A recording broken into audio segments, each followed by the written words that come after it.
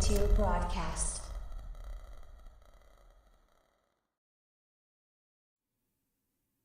Good people of the Imperial City, welcome all to Prior Broadcast. I am your host, KSC Pop, and here with me we have Meninder, aka So. What's up, guys? And we have Davro, aka Brian. AKA the world's biggest prick. Yes. Yeah. That's it. Remember to include that next time, Ivan.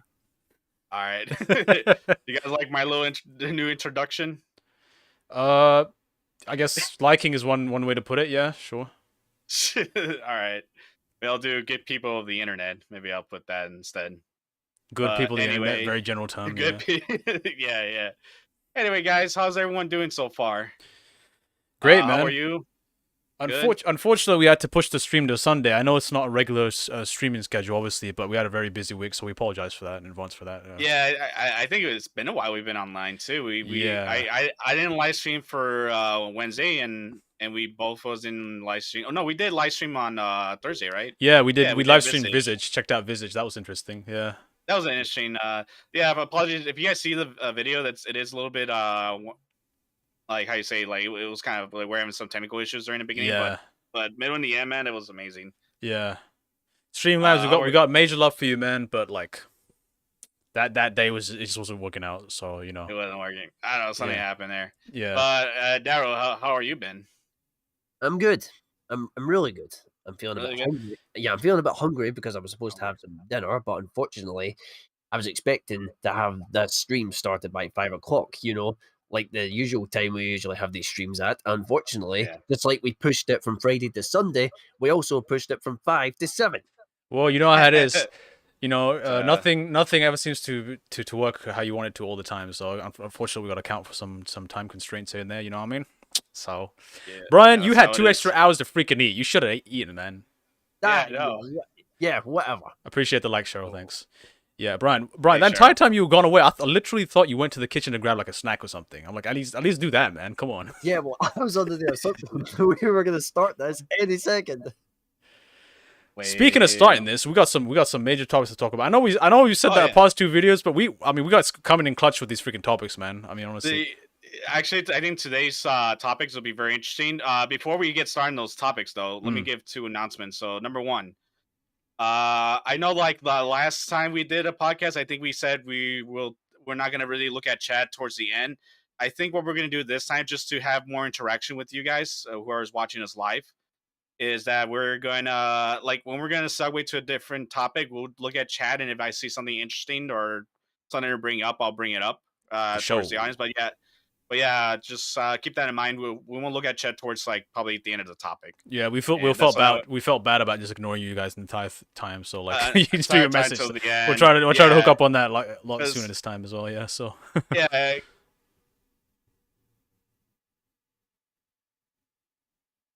What's wrong? I'm sorry. I freaking had some voices in my head. Oh. On the freaking live streams, in case you guys weren't like, why that even so quiet all of a sudden. Yeah, I was like, did Brian's mic go or something? Like, what happened? I was getting some weird feedback. What was that? No, it was like out of nowhere. Like I hear the live chat, or sorry, the video live of us, and I hear voices. I got confused for a moment. Like you confused me. I got scared. I was like, did Brian's mic go out during the freaking stream? I was like, freaking hell, that's bad news. Yeah. I got a little spooked. Brian, why were you quiet the entire time this was happening too? That made it even creepier. Honestly. I'm waiting for you guys to get started. All right, last announcement. Yeah. Our plans is actually we're gonna put our voices like the audio only in podcast format. So we're gonna put on Spotify and some other platforms. I think they have Google's podcast as well. Yeah, that's the plan. That's the plan. I'll let you guys know when it's live, or at least I'll maybe tweet it out. Like, hey, if you guys just want to listen to the audio only and you don't want to see the video, then we will put those things out there, and it will be free as well. Yeah, if you're on your morning jog, if you're going to work out or something, you just need something to catch up on what's been happening lately in the industry. So we got you covered there. You want to just listen to it in your car, right, while you're driving, listen to our beautiful voices. Then, exactly. Yeah. Especially mine. This glorious beard complemented by glorious voice. No, I'm just kidding. No, well, here's the thing about Meninder. Yeah. So my mom keeps saying like, "Hey, well, how's that your friend, the one with the beautiful voice?" That's all she says to my mom. I was like, "Oh my gosh."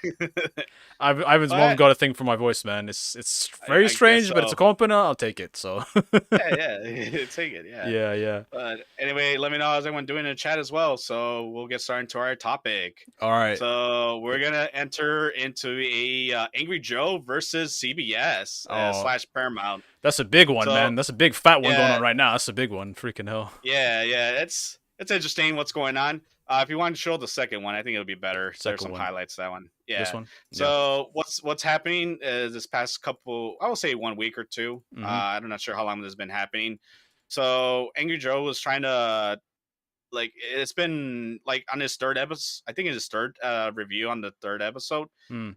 He was trying to he was putting out reviews and stuff, and Paramount or CBS is just doing like manual copyright strikes, and so it's not like it's manual or sorry, it's you know how it is automatic where YouTube have Yeah. their system. This is actually a manual one. Somebody physically looked at his video and said, "No, we don't like this. We're gonna." There's some guy copyright strike stalking his YouTube page that keeps watching his videos. Is like, oh, I'm gonna strike this one. I'm gonna strike that one. And this guy Yeah, literally exactly. says every the beginning of every video, bro, go ahead and strike it. I'm gonna take legal action. You keep doing this, and literally, it's fair use. Like, Ivan, you want to explain the fair use? Go for it. If it's your topic, go ahead. Oh yeah, so it's fair use. It's like he's not putting like he's putting like a review, like he's talking over the video clips and everything. It's definitely falls into fair use. But I guess I don't know. It seems like CBS. I think that's the main company that's actually doing the copyright strikes. They're trying to censor him. They're trying to stop him. They're trying to take revenue shares at the very end. And yeah, it's just crazy what's been happening. For what I understand about, because I've watched a couple of his videos where he actually mentions the issue, and like, again, it's fair use, but literally, like, he's gone to the parts where they've claimed the copyright, and he's transformed it, like flipped the freaking video upside down, put a filter over it, so it's transformative, right?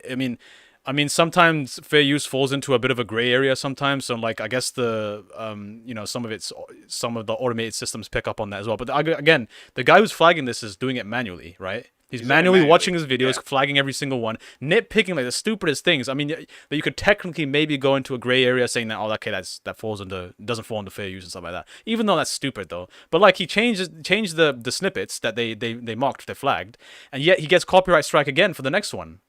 And Yeah, he just says like you can keep copyright striking. I'm just gonna keep putting them back on. But like, I freaking ridiculous, man. He every time when he did that, what he had to do was he had to kind of take it down, and then had to do another edit. So I think what he does is put less of the clips and maybe take out the audios, that sort of thing to make it less like, oh, we're not doing like a copyright or anything like that. But they just kept on doing it, and to the end, like I think they did it. I think from what I understand from the someone posted like on the subreddit and Halo, I think they did it 5 times.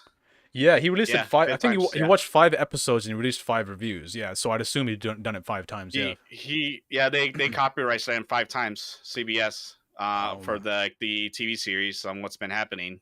Yeah, I mean, like this really calls into question. I mean, again, just to give you guys some context and some background from how we've dealt with it. Obviously, we're still new to YouTube, but the part 10 of my God of War Let's Play got a copyright claim on literally the credits. So like I beat the game, and we were doing commentary over the credits. Like again, it's a Let's Play. It's self-evident that like I don't own any of the property, right?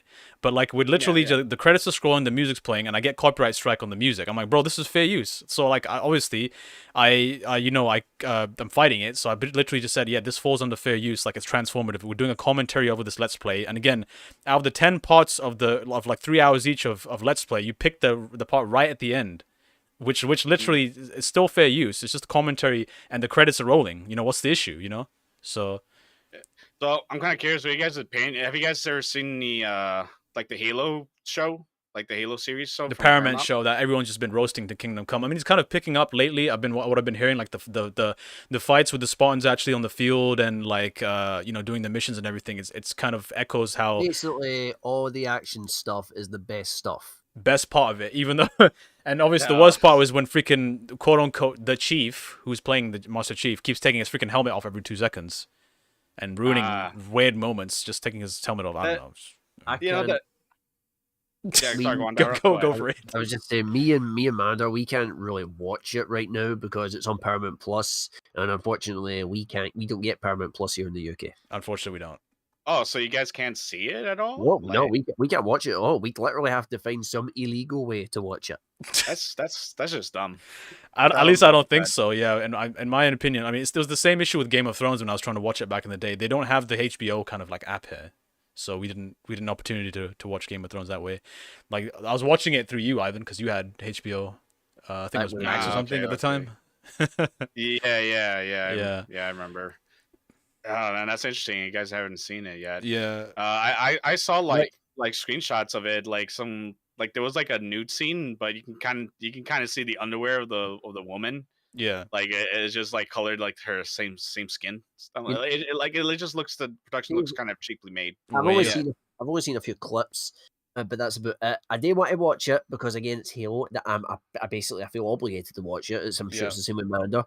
The problem is, I also don't want to watch it because of all the negative feedback that I've been hearing about it, and just some of the other little bits of information that I've been hearing here and there. It's just like, oh my god, man, and I need to watch this as well. I don't want to, but I need to. I don't have to force myself to watch it. I can't get over the fact that the writers have never played the games. Let's start there and literally end there. That's like a biggest red flag. Yeah, but you're going to get those people that are going to go, oh, well, they're trying to do their own different thing. They're obviously they're not going to follow the games. They need to come up with something original, and that's what's good about it. Here's the thing. Star Wars, the reboot 3 movies that everyone seems to have forgotten about over the grand success of The Mandalorian and the Book of Boba Fett, those didn't do too well. Just throwing that out there. And they tried to do their own thing, killed Han Solo off, all this freaking mess of a freaking fan fiction bullshit with Rey being the freaking daughter of freaking or granddaughter of Sidious, which literally picture perfect reads like a freaking fan fiction story in fanfiction.net. I shit you not. It's like freaking the same thing, man. I'm telling you. Like when I first heard that, I was like, what in blazes is this shit? Like who freaking reads like some Twilight freaking story or something, man? Came out of nowhere. And like they did that, and like it echoes what they're doing with Halo. They're just kind of like trying to shoot off in their own direction, and it's just like they're just grabbing weird pieces of lore. I mean, the whole politics with the UNSC and everything is cool. And like, but they just, I don't know, it's just all over the place. Again, remember they specifically said that they did not even consider the games at all. They did not even look at the games. Remember they said that in the interview I showed you, and they didn't look at the games at all when they were making the damn thing. Red flag, huge red flag. That was the immediate. That was an instant red flag. I mean, it was already an instant red flag when they were doing a live action Halo TV series, because we all know that 99% of all live action video game adaptations are all instant red flags because of just to interject for one thing. Again, this is not completely. I'm speaking to give an example of The Witcher here. That The Witcher did it right. Again, The Witcher is based off the books, but still they draw a lot of inspiration from the games. So the games were amazing. They're fantastic games.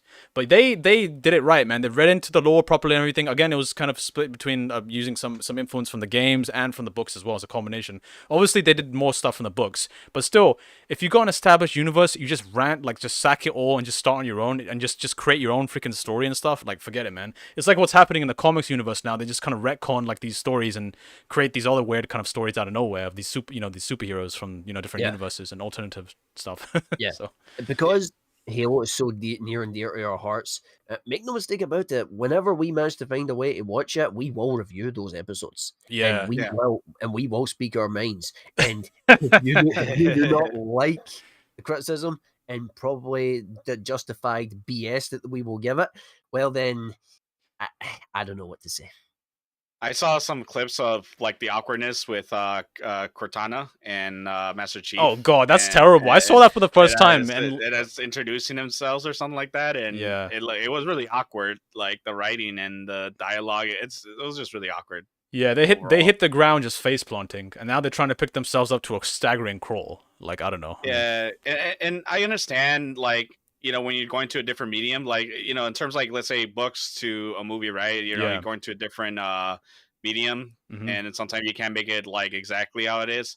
But come on, like it's, you guys taking like Master Chief off his helmet. He never does it in the game. it seems like you guys don't follow really the plot. Like, don't even try to like make it like Halo. You know, I think Yeah. they're just really trying to do their own thing. Like, oh, we don't care about what the Halo lore and this and that, and we're just gonna do our own thing. Yeah. You know? Yeah, I don't want to speculate too much, just to give our hard opinions yet, because obviously we haven't watched the show. But Yeah, I Ivan, haven't let's seen it either. let's do you have anything else to wrap up just about this? I just want to just get No, back on topic here. I think the last thing, I guess we can read that last part of the article from Yeah. the I guess tech This is what he thinks about what's going on, I think. yeah. Yeah, it's for those who just hearing the audio, it's just Angry Joe arrested Master Chief and just sticking his ass or something. Yeah, that's what he thinks about CBS, I assume. Yeah. So it said there in the article, CBS meanwhile gets to look like a bully jerk that either doesn't know how fair use works or simply doesn't like the content of in some of the Angry Joe review, which are fairly negative when it comes to the quality of the show. Yeah. As he noted in some of the videos, he doesn't seem to happen when it's being positive in reviews, suggesting that it's not purely about the copyright issue. That wouldn't surprise me. That really wouldn't surprise me if that was also the case as well. Yeah, I just I don't know what they're trying to do. Like, it's obviously not copyright issue. It's malicious. Like you have to be stupid to assume that it's not like something malicious at this point. Yeah, like he's clearly in I know there's copyright's a gray area, but he's definitely in making it transformative. Of course. He has to take some clips. I imagine he's taking clips of the show and he has to he's commenting on it. He needs those clips in order to show his critique on it on the show. And again, he's taken these clips. They flagged them the snippets that are freaking that they have an issue with. He's gone back in. He's transformed them. He's flipped the freaking video. He's put filters on. He's transformed it even more so it doesn't fall into as much of a gray area as people would perceive. Re-uploaded it, gets striked again. So again, it's malicious. People need to stop doing this. Like, pricks that do this on YouTube, like, they target other creators that abuse this copyright system. You're absolute assholes. Complete pricks, man. And YouTube, you guys are going to need to do something about this issue, man. It's spiraling. Like Quantum TV, for example, what's happening with... Go ahead, if you want to take the lead on that, what's going to happen to that. With the whole kind of... which I suggest you guys to check out Ackman's video about that whole situation, because he was affected by it too. Because Some Ordinary Gamer, the guy, Mudahar, also made a video about that too, his mate. He made about it too. Everyone's been talking about it, about this guy's abusing the copyright system from YouTube. And the sad thing is, it seems like he thinks he's in the right. Like, he's like, oh, they gave me those tools. They told me I can do these things.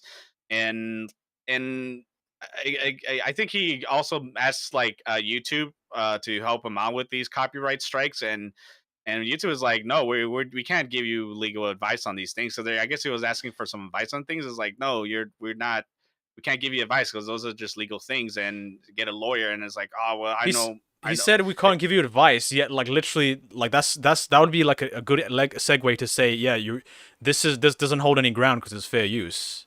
Yeah, so I think for what's happening at the end now, it's I think Atman's gonna at least tell YouTube to terminate his channel because he's clearly abusing the copyright system. Mm-hmm. He doesn't know what fair use is, and when people tell him hey, you're doing it, you don't know what copyrights, you don't know anything about the copyright system, and you don't know, they're using transformative. They're not, but the reason he's doing it because, he doesn't like what people are talking about him. I think it's BS. I think he knows exactly what he's doing. He's not, the guy's doesn't class me as someone that's dumb, that's completely unaware. I feel like YouTube does a pretty good job of making you aware of if you do this maliciously, you're gonna get smacked with liabilities. So I don't know, man. I've seen his videos and or at least what the people perspective on him. What they take snippets of what he's saying in the text as well, and he thinks he's in the right. That's he genuinely has deluded himself into thinking that he's doing the right thing. Are you serious? Because that's a different story. Then I understand that. Yeah, that's fine. Yeah, that's what it seems like, and he doesn't want to listen to anyone's. His opinion on it, or not opinion, what's factual, what the copyright is, and cringe. It's no, absolute cringe. And I don't know. It's just the worst thing you can do when taking criticism is to just shut down and just start attacking the other person by any means necessary like that. Yeah, that's what he's doing. The only reason why he's doing those things is, from what it seems like, is he doesn't like what, because he had a really bad take. That's how it all started. He had a really bad take of Elden Ring. He I'm just gonna paraphrase it. It's like he's saying like the game wasn't made for everyone, so therefore it's a bad game. It's a terrible game. And the accessibility really isn't quite there. So Elden Ring it's just trash. Considering the other 6 games that came out were like, just because this made such a blockbuster freaking waves. I mean, they had Dark Souls 1, 2, and 3, Bloodborne, and freaking what was it, Sekiro, right? No one complained about those that much. I mean, people were talking about Sekiro, obviously as well, being difficult. But obviously, all of a sudden, because this game made such big waves, everyone just saying, "Oh, it's not accessible," and so on. It's just freaking hype. They're just bandwagging on the hype. Is that like like we talked about last week? That company that was saying that their game wasn't successful because of Elden Ring. What was it? Who said that? I can't remember. Well, I think that was actually sorry. Let me strike that. That was about Halo. That was about Halo, I think. Yeah, I think it was Halo. Yeah. Redacted. I rest my case. Go for it though, Ivan. You want to continue before I wrap up anything? I think that's about it. That's something else, but I think we'll just move on. Let's go to the next topic. Okay. Let's go. Ooh, it's another one. The one that Sony reportedly plans to put ads in their PlayStation games. So if you want to read the first part of the article, this is from The Verge. Yeah, it's from The Verge. So Sony is reportedly working on bringing advertisements to free-to-play PlayStation games, according to the report by Insider. Supposedly, Microsoft is doing the same as well. They're also doing the same thing, which if you can read, I think below it, the ads would appear in games are meant to give game developers a way to monetize the work and encourage them to continue building free-to-play games. So it's the free-to-play model still, kind of in that kind of vein.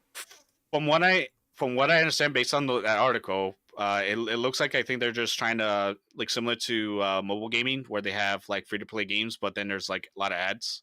I think that's what they're trying to do. Like, there's add a lot of ads to their free to play games, similar to like the mobile game stores. So yeah. Well, I can tell you right now, this instantly reminds me of that time. I can't remember what it was, the UFC game, and that got ads put in it, and people flipped the hell out. They don't have to. Game creators don't have to create fake ads anymore. Instead of like Coca-Cola, it's Coca-Cola or something. Quality of life improvements where the game is more realistic actually includes real companies. Yeah, I guess you could. That's one way to think about it. Another way is just it's gonna get annoying now. I mean, so hopefully it's not as annoying and intrusive. That's the one thing I'm worried about. I remember those times where I think like football game like Madden, I think they had like advertisement like during like these plays or like mid, what do you call it, those mid games, or I forgot what half times and stuff, or half times. Yeah, that's what it is. They had advertising. I remember a lot of people gave a stink on that. Like, no, we don't want to see ads. Like, it was very intrusive. Like, I guess it was, I don't know. And now we're having like these advertising free to play games on your consoles. So you guys think it's gonna affect like not just free to play? Like, you think it's like a stepping, what do you call it? Like a stepping stone towards like, all right, now games that you bought, you actually pay full price, they're gonna have ads now too. It depends on it really depends on how it's implemented. I feel like how intrusive it is, because I don't have the full details on how it look, but I mean, if it's annoying to me as a gamer and I want to just play the game, then obviously it's gonna create a big fuss for a lot of people because they just want to play the game. They don't want to see that shit, right? So yeah. Something, Devil, or well, I think one way they could probably get away with it is if they put the ads in the middle of loading screens. I don't know. I feel like that'd be even more annoying because it'd be like right in front of your face then. Like, because I mean, loading screens, even with loading screens these days, like with next gen, like they're so short now too. So what, like they gotta make the most of what 2 seconds or something. Really, like it could be just dependent on the hardware that the player has. Yes, but yeah, I suppose that's true. I mean, when I'm thinking, oh, sorry, go ahead if you wanted to finish. I really don't know how they could go about implementing this in a way where it wouldn't be intrusive. It just sounds like a recipe for disaster and just pissing off the player. I mean, what I'm thinking about here is like games like Grand Theft Auto 5. You're running around in the city, you see a freaking billboard for Coca-Cola, right? Obviously, that wouldn't be annoying to me. That'd be like, okay, that's fine. And then like you're playing like Forza 8 or something, and then like driving down the road, and like you know how they have banners like in the racetrack that have ads and stuff like that. Again, that wouldn't be intrusive. I'd be like, okay, that's fine. That's what it is. What it is, right? I think that what we're going to do for now is like any free to play games, like like let's say you finish a match or something, depending what the free game is. Yeah. You can't play another match until you see until you see an ad. Okay, Like, it won't let you. that is where I have an issue. That's where I draw the line, because like that's intruding on my experience of as a gamer for the game. That's like how it is in the mobile game market, like the games there. Yeah, it's like they making you to watch advertisements. Sometimes if you read the middle highlighted there, players could also get rewards for watching advertising, and the ads would be sold through private marketplace inside a report says. Okay, well, what I have to say about that is it depends on what the reward is. Yeah, what reward? It's just they're trying to incentivize just freaking you sticking your eyes onto a freaking ad as much as possible. Just annoying. Yeah. So I'll be curious how that's gonna be, but I'm gonna assume that it's gonna be similar to the mobile market with how they do ads there. But I'm curious if you guys, like in chat there, if you guys have what you guys have to say about it. The only thing I found like was annoying. I remember when I was at one point when I was at the 360 era when they updated their dashboard. Mm-hmm. I had a big problem with all their ads at the very main one. Like they use all this space just to place ads for things, and I'm like, no man, I want to see my games, what I have, what my recent games. I just never liked that on the dashboard. That is annoying. On the main dashboard. I think they've kind of fixed that now, but I remember before it was really annoying. I really hated it. I think that was a while ago. I think I do remember that was a while, yeah, I do remember that. The 360 era was a long time ago, but I think I do remember what you're talking about. Yeah, because the 360 dashboard had numerous changes. I mean, we literally saw the whole spectrum of changes from like the beginning when they had the little colorful kind of like a folder kind of dash kind of pads and everything, and then they switched over to the dark bluish kind of background with the green lettering, and then after that they switched over to something else. Like I guess they went back to the old white style, but it's kind of more like updated and stuff. But yeah, I saw the whole spectrum. I was there from the beginning. All of us were here from the beginning. Yeah, we're there from the beginning. I wasn't never a fan of the. Like I remember the blades, like the very original Xbox 360, main menu where it's all blades, like it's like that's what I was referring to, like colored like markers, kind of like blade, like folded, like looking like folders, right? Like folders. I don't know why, but I really like that, and I really liked it too. And I was kind of sad and like they got rid of it, but I understand why they did it. But it's just that the new ones like lately, I don't know. I just always find it boring. Like I don't know. It's always squarish. It's redundant. It's like it's so common because like the new style, the modern style is like sleek and simple, but I feel like it's just gotten boring now. It doesn't even have its own like style anymore. Yeah, you know. You have something to say, Darryl, about it, or that's certainly what Amanda said. That it's modern. The only thing that I like about the dash, like in terms of the dashboard for the Xbox Series X, like is you can change the background. Like you can select, like you know how you've got your achievements and it shows you stills for the achievements. And you can select any of those stills from the achievements you have and use that as your background, which is a nice little touch. But I do wish you could, just stylish up. I think you can use screenshots too, can't you? Because I used the one from Dark Souls 3. Did you? Yeah. I think you could, yeah. I use the ending of Dark Souls 3 when you're like kneeling and summoning the Firekeeper. I used that as my background because I thought it was a very aesthetic, like nice shot of like the like cinematic kind of shot. So I'll need to go back and take a look at that then. And I'm a sucker for like shots like that, man. You can just snap a nice picture like that. Yep. Yeah. But anyway, that's about it for my topics. Okay. So, I guess you guys want to take it away. Yeah. Okay. I guess we'll go into my one then. All right, this is very interesting, actually. This is more of kind of like the indie dev vein, but the guys that created Vampire the Masquerade, the OG RPG game that was famous in like the early 2000s, they've actually announced this new initiative called Unbound. This was actually born from, obviously, you guys, I don't know if you guys are, I'm pretty sure everyone in here is familiar with game jams, right? How game jams work? Yeah. Brian, do you know what a game jam is? Yeah, remind me because I got. So just for everyone in chat as well, game jam is pretty much where basically like there's the most common and popular one is called the global game jam, where literally across the world there's different sites that host these events, but basically you have to create a game in under 48 hours. It's 48 hours, right, Ivan? At least for the global game jam, yeah, it's 48 hours. 48 hours. It depends on which game jam. But there's there's different varieties of game jams. Some of them takes weeks, months, maybe years.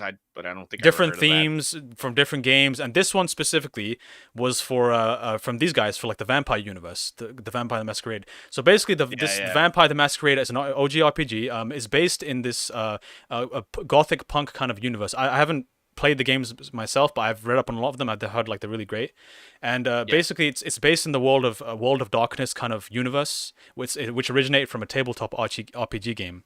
So these Vampire the Masquerade games kind of are in that vein of like the World of Darkness, gothic punk, vampires, supernatural, that kind of stuff, right?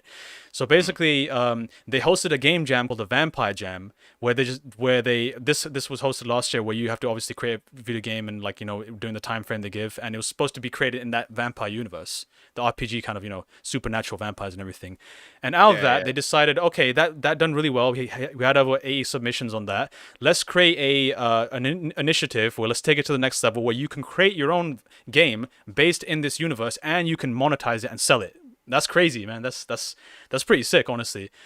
But yeah, you can create your own vampire game using the Vampire the Masquerade IP. Obviously, there's some rules and regulations you have to follow as well. You can create your own assets from scratch. You can't obviously use their assets and monetize that because it doesn't work that way. It's under the license. But you can create your own assets. You can create your own music. You can do what you want with the IP, but you are on your own. So like, to my knowledge, correct me if I'm wrong here, they don't provide you with any like resources really, like assets, the engine and tools and stuff like that. You have to kind of do that on your own. So it is kind of a free for all in that sense, but like a lot of people, like indie devs, they kind of figure out ways around that and stuff like that.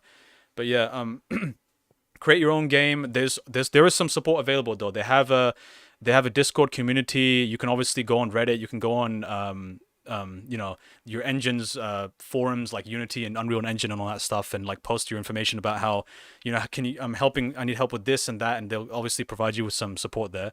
But yeah, so in terms of monetization, they do take a 33% cut though if you do intend to sell it. So you can sell it on itch.io and make money off the game. You can sell the assets you made for this game as well, and you can monetize those too. But obviously 33% cut is higher than Steam for 30%, and it's but it is pretty interesting. I found it pretty interesting. What do you guys think?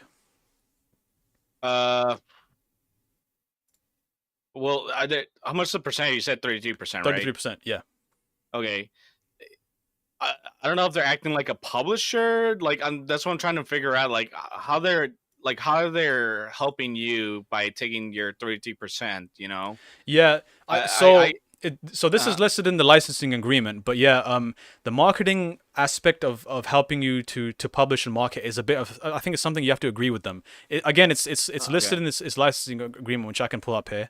So the company's Paradox Interrogative. So let's scroll down to the marketing aspect here. So you may throughout the term use the licensed property, any design or material only as specified in this agreement, as may be agreed between the parties from time to time in writing. So yeah, it's something you have to agree to with them. It's at their own discretion how they decide to assist you, and obviously they exercise complete ownership of the entire license. So that's at their discretion as well. So if you before selling and monetizing the game, you have to run it by them by them first, obviously, as well. So yeah, because 33% it's a pretty decent chunk of your money, because you got to think about this as a business site. Not only you have to have that, what you have to worry about is now you have to worry about probably Steam. You have to worry about Unity's or whatever engine you are using to make that game. They're gonna take a cut probably. I'm not sure how because I know Unity has like a certain amount of copies. Like I think it's free, or at least a percentage, and then they start taking a cut depending on how many units you sold. It's just like I need to.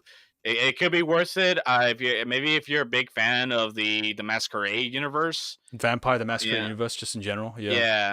Just in general. If you're trying to build a portfolio, it'll be a good opportunity as well that you participated on this, because it's a big event for sure, and you get to make your project and sell it to some degree as well, which is great. Because it looks like you have to set a certain price, right? Yeah, so pricing wise, you have two options here. You can make it free, or the minimum price for it has to sell for at least $5.99 in dollars. So in pounds, that would be like something like, I don't know, 3 or 4 pounds, something like that. Yeah. And then they're taking 30% of the net royalty. 33% of the net revenue. Oof. Yeah. Yeah. It's Yeah, yeah, I don't know. it's a bit of a hit and miss kind of thing. Like, I mean, you can speculate what they're getting out of this too themselves. Like, for example, I feel like part of this, for example, is also to do with the fact that there's a huge weight sequel to the first Vampire the Masquerade game, because the OG RPG was a cult classic. It was very very kind of flushed out RPG wise. It's like what people compared to Fallout 4 with Fallout New Vegas. Like, it's kind of nine differences.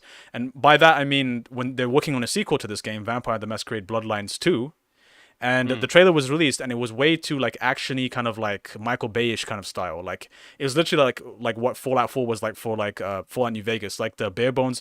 Well, I wouldn't say bare bones RPG yet, because we haven't seen that much of the game, but it felt very just like linear and kind of basic, like shooter kind of FPS style. You know, it wasn't feel like, oh, this is like building off of the previous one, which was previous just complete cult classic OG RPG. And this one just kind of felt was like way too modern. Just like, it's like what people were complaining when they were comparing Left 4 Dead to what's the new one? Back 4 Blood. Back 4 Blood. That's it. Thank you, Brian. Yeah, Back 4 Blood. Like Left 4 Dead had its own identity and all that, but and then when you compare it to Back 4 Blood feels a little more kind of like streamlined and kind of basic, you know.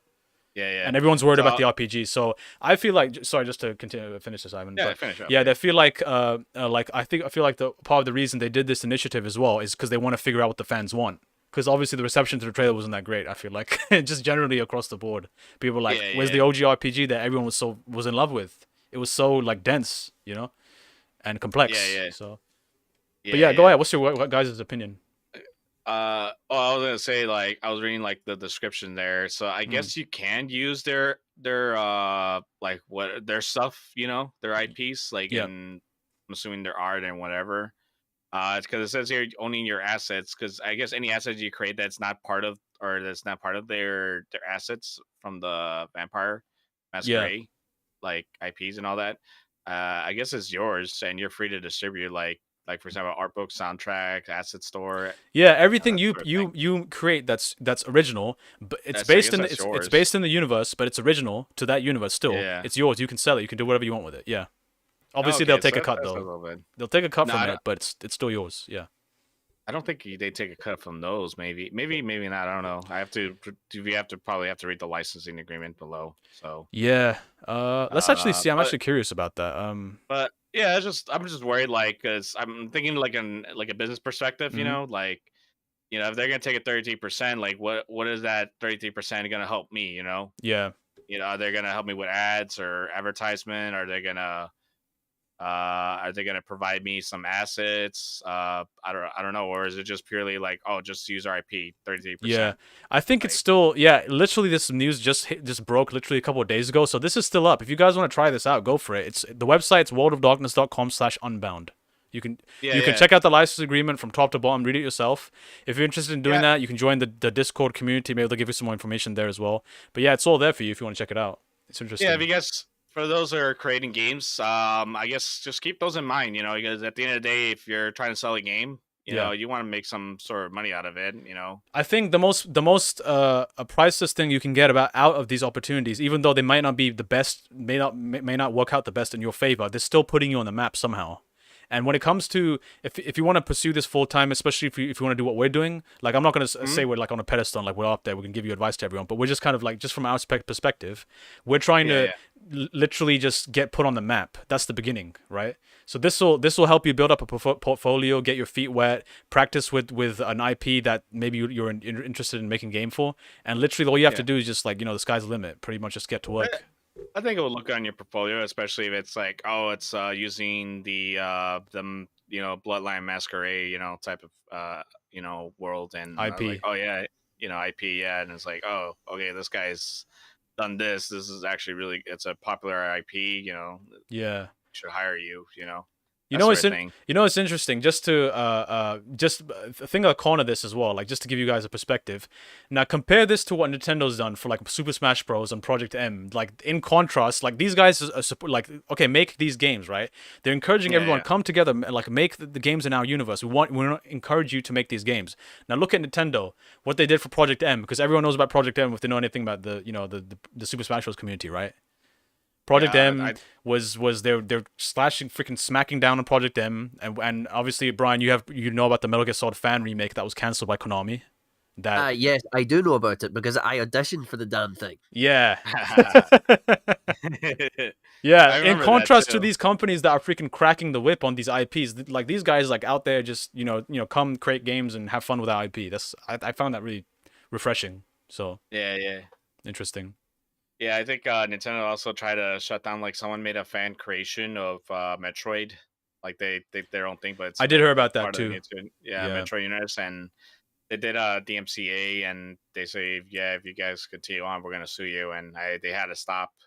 Wow. Or I think I think they ended up did finish it, but then the DMCA came out, so they couldn't like send the files out because it's all free. It's like the guy's not making any money at all. Like Yeah. he's just doing it like because he's passionate about the Metroid.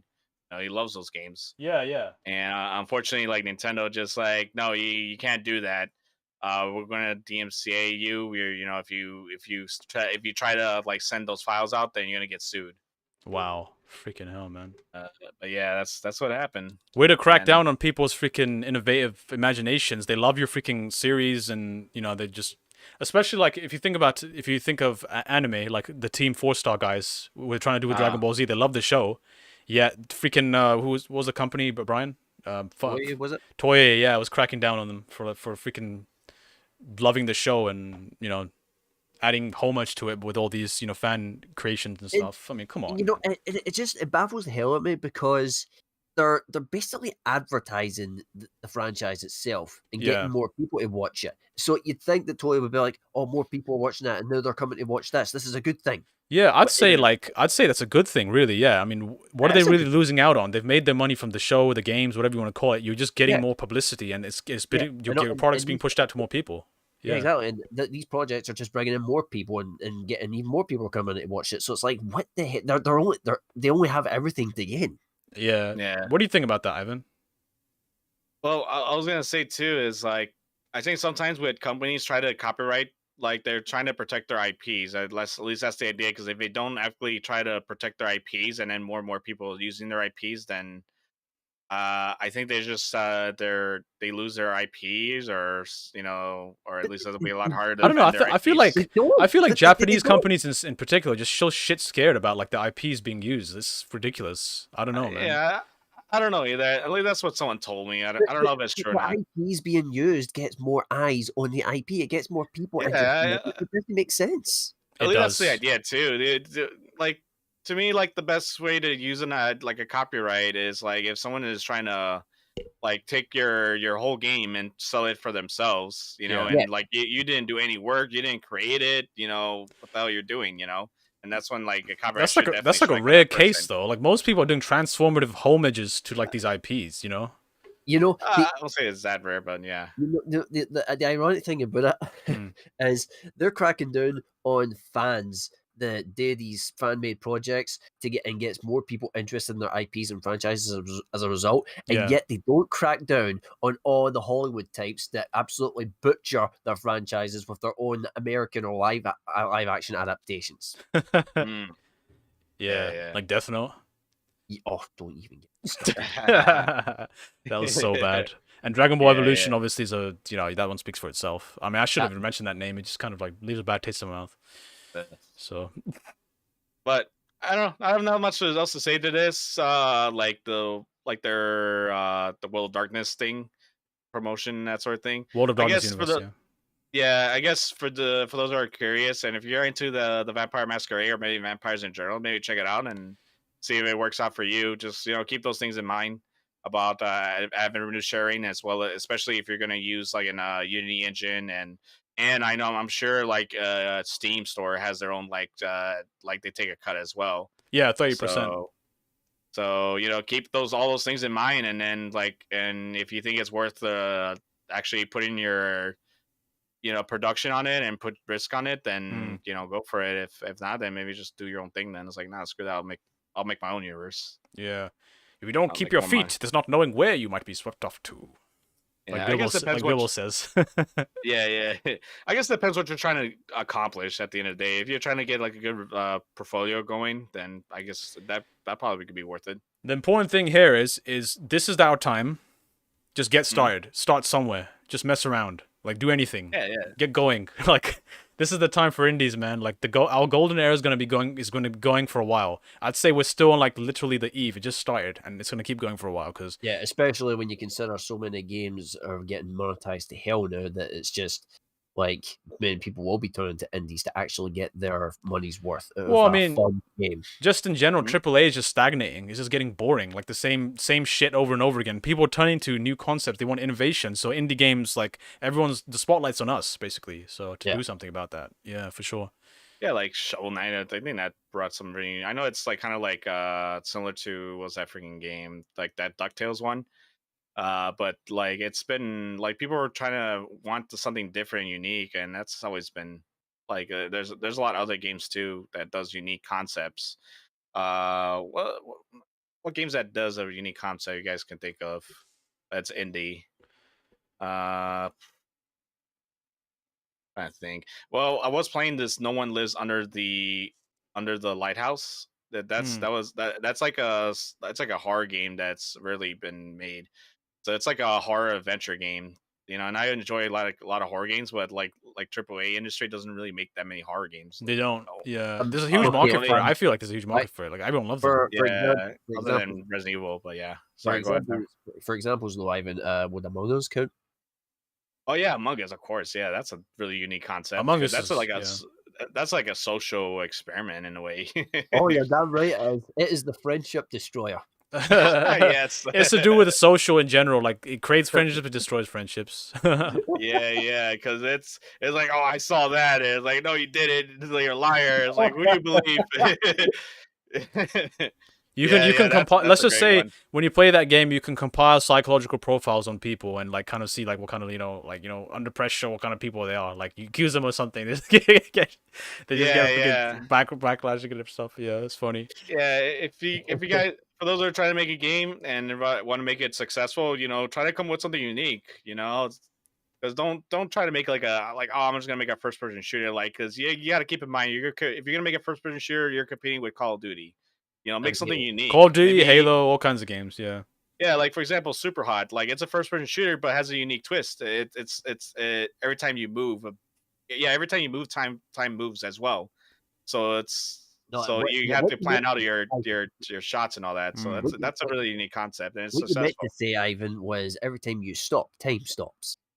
Yeah, something like that. Yeah, I think it kind of moves a little bit, but every time you move, it goes faster and faster. I think that's Oh, interesting. If you move yeah, slowly, time moves slowly. yeah. That's a unique concept. That's Yeah, something yeah. make something unique. You're indie dev. You're competing, so why not make something unique, new unique experience. Agreed. Yeah. Yeah, Just that's all I gotta say. what do they say about Final Fantasy? Literally, the reason the Final Fantasy games are called Final Fantasy is literally they were trying like we've created so many games, they weren't successful. This is gonna be the final one. So this is our final fantasy, and it took off, right? Yep. I Yeah, think yeah. that's the Same thing with yeah, Angry Birds. They Yeah. made like 100 games. The 100th one was Angry Birds, and it took off. You gotta keep trying, man. If it doesn't work, you gotta keep going. Gotta keep trying. Yeah. Create something unique, something interesting, and hopefully the market will respond to it. Yeah. Just pour your heart out, man, my son. Just do Yeah. what you want to do, Mhm. All right, Well, so shall we move on to the next topic then? Yeah, let's move on. So what else we got here? All right, this one, this is just to paraphrase here. Basically, it's just a kind of a take on an interview from Yahoo Japan. I'm surprised Yahoo's still alive because Yahoo's like freaking 20, 30 years old, man. But supposedly it's still alive in Japan. But yeah, basically, the interviews about Yahoo Japan interviewed Yosuke Matsuda. He's the president of Square Enix, and basically he was just telling about how Japanese developers, they really need to stop imitating Western games, like the Western style and all that stuff. Obviously, when it comes to a game design choice as well, the market's considered heavily, and they have to want to appeal to different markets and stuff, and especially the Western market, North America, Europe, all that stuff, right? So the game flavors of game design and games change to account for that. And I feel like, you know, I agree with what he says, because I feel like a lot of games have done that. Like, for example, what came to mind specifically for me was Ninja Gaiden 3. Now for you guys, correct me if I'm wrong here, but when I played Ninja Gaiden 3, like I hate the English dub. I always play in Japanese dub because Ryu Hayabusa's Japanese voice is like, I grew up with that voice. I played Dead or Alive 2 when I was a kid, and Ninja Gaiden Black 1, 2, all the Ninja Gaiden games, I love them.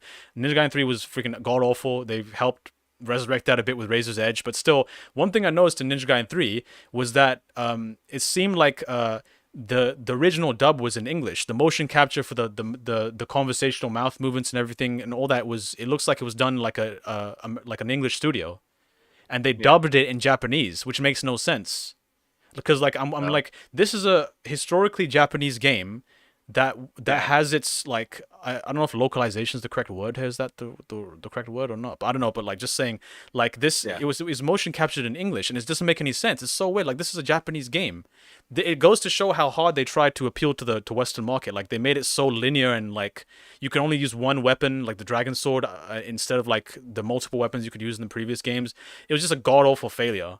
And I feel a lot of games have done that. I feel like Japanese have done that. Like they've kind of shed their what made Japanese video games so amazing. Like, for example, Silent Hill. They're so good at doing horror. They can't be beat when it comes to horror. The Japanese, they cannot be beat. And like you know, games like Ninja Gaiden, for example, one of my favorite action adventure games of all time. I consider to be the greatest ninja action adventure game of all time. They do them so freaking amazing. So they need to hold on to what makes their culture so amazing and show that through their game design, and not appeal so much to Western influence. Because we sitting here in the West, what we like about Japanese culture, we want them to show that through their game design, right? We don't want them to appeal to us. We want them to appeal to their culture. What makes that so amazing and interesting? Because we like that, right? We enjoyed learning about different cultures and different, like, you know, flavors of game design and stuff like that. It's interesting. If you just make it just like what we see here, then it's not, it's derivative. It's not interesting at all. It's not, you know. So I feel like they need to stop doing that. I definitely agree what Yosuke said here. And like, for example, if they don't start doing that, you know, another company like Ninja Theory will just sweep down and do it better than them. Like freaking Ghost of Tsushima, right? Even Japanese developers saying, why can't we create a good samurai game like that? I don't know. Why can't you, bro? Do it. They're taking your culture and doing it better than you. Come on, you gotta do something about that, man. Yeah. You know what I mean? Well, take it from me, who has played Ghost of Tsushima and 100%ed the hell out of it and everything. That is easily, like, to my memory, the best samurai game I've ever played. And not just samurai game, but like, it's also a great ninja game, because obviously you've got two different playstyles. You can be a samurai or you can be the shinobi. There's just two ways you can go about playing that game, and that's just another thing. Like, it's just, the game is amazing. And like, I can't even say enough good things about it. I'm going to stop because I'll end up going on a tangent. Well, you know, I'm ashamed to say I haven't played it yet, but I'm just hearing so much great things about that game. Ghost of Tsushima. Tsushima. Yeah, if I'm sorry if I'm not pronouncing it right. It's all good. But yeah, I really gotta try it out. But I will say, it's like, the reason why I think it's so successful, it's like, it's just a romanticized version, like their interpretation of samurais. So it's a lot easier for them to create like a really special game. And it's similar to like Japanese, where they make their interpretation of American culture, like aka, you know, Silent Hill, you know, or Devil May Cry 5, which is a Japanese game, and it was originally dubbed in English, so motion capture done by Ruben Langdon, who plays Dante. You know, who Dan Southworth, who plays Virgil, and all them.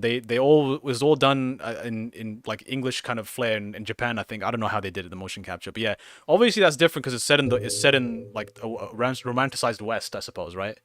Which would be the like Japanese equivalent. It's like their own interpretation of that sort of culture, that sort of world, you know, and like take place in America, like open, what do you call it, those areas, like rural areas, I guess. Yeah. You know, or like small town type of thing. Small town. Another game that does that really well is Deadly Premonition. It's a very more heavy story base. Deadly Premonition? I don't think I've played that one. Yeah. So, have you guys seen the show? If I can't I can remember the top of my head. It's a. Do you remember like a show about a detective who goes to a small town, or actually it was an FBI agent goes to a small town to investigate a murder that happened? There's a lot of shows like that, Ivan. Let me. That But could be anything. That's good. That I'll could be a try lot to. of shows, bro. Well, there was like a. It was very strange because there was like a dream sequence where there was this midget dancing in front of them. Wait, what? Yeah. What show was that? I try to remember.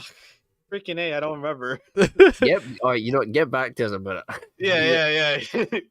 But anyway, I'll try to remember. But it's always enjoyed like their Japanese interpretation of American culture. I always enjoy that sort of things. Yeah. It's just something they bring something really unique.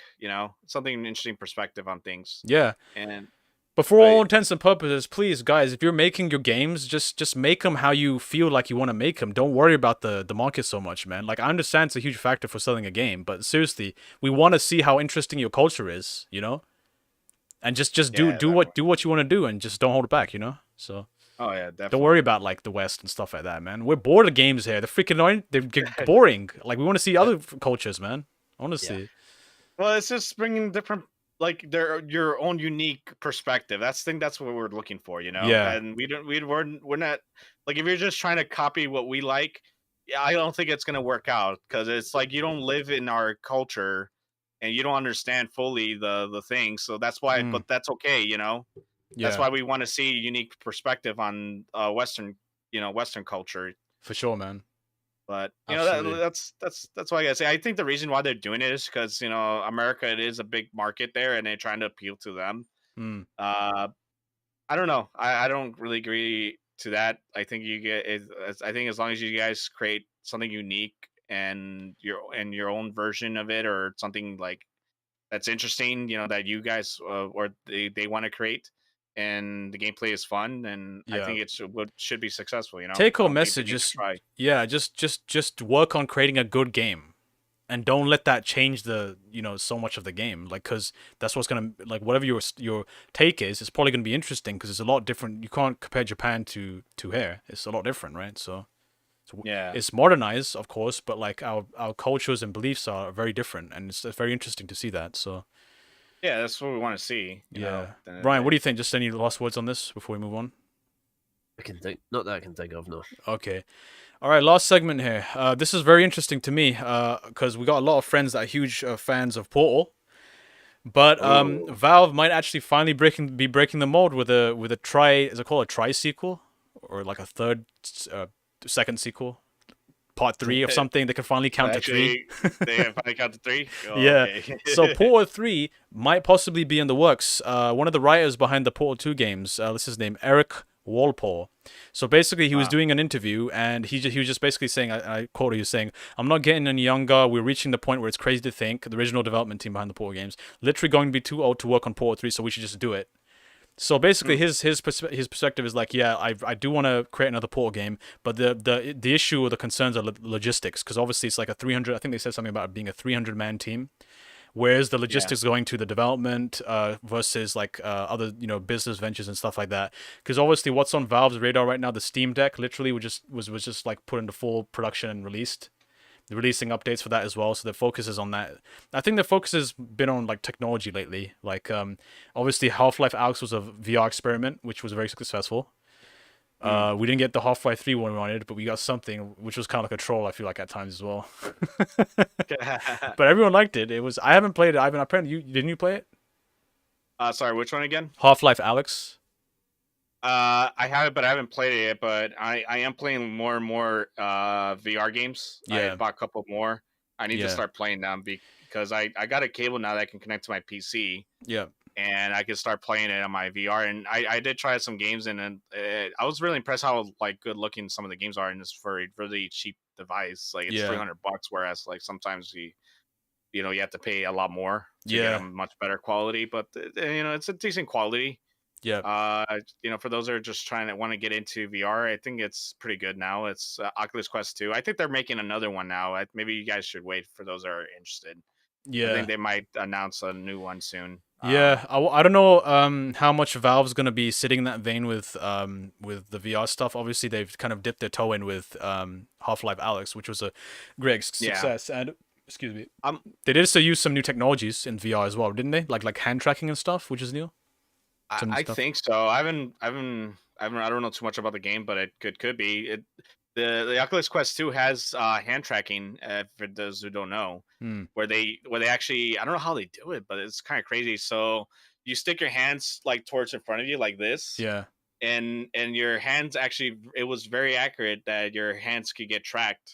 Like, if you start moving one of your individual fingers, Oh, it your does show fingers in the too. game. That's interesting. Yeah, and yeah, it does. It's a little bit iffy sometimes. I think it depends on the lighting, Yeah. because you have to have a lot of lights in order to have that working properly. But And yeah, room, I assume as well. yeah. I mean, but it does work pretty well. I was very surprised how they do it without any type of sensors on your hand.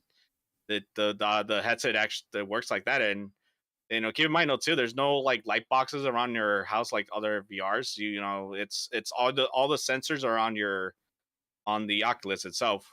You know, the only time you probably gonna have some issues is when you have either your hands behind you or not in front of the sensor. So that's when, but I think supposedly the system kind of does like a guess or where your position is in your hand, Oh, that's interesting. Like an which algorithm to kind of is calculate that. Yeah, it's pretty interesting. yeah, it kind of guesses where your hands High tech supposed to stuff. be. High tech Yeah, stuff. Yeah.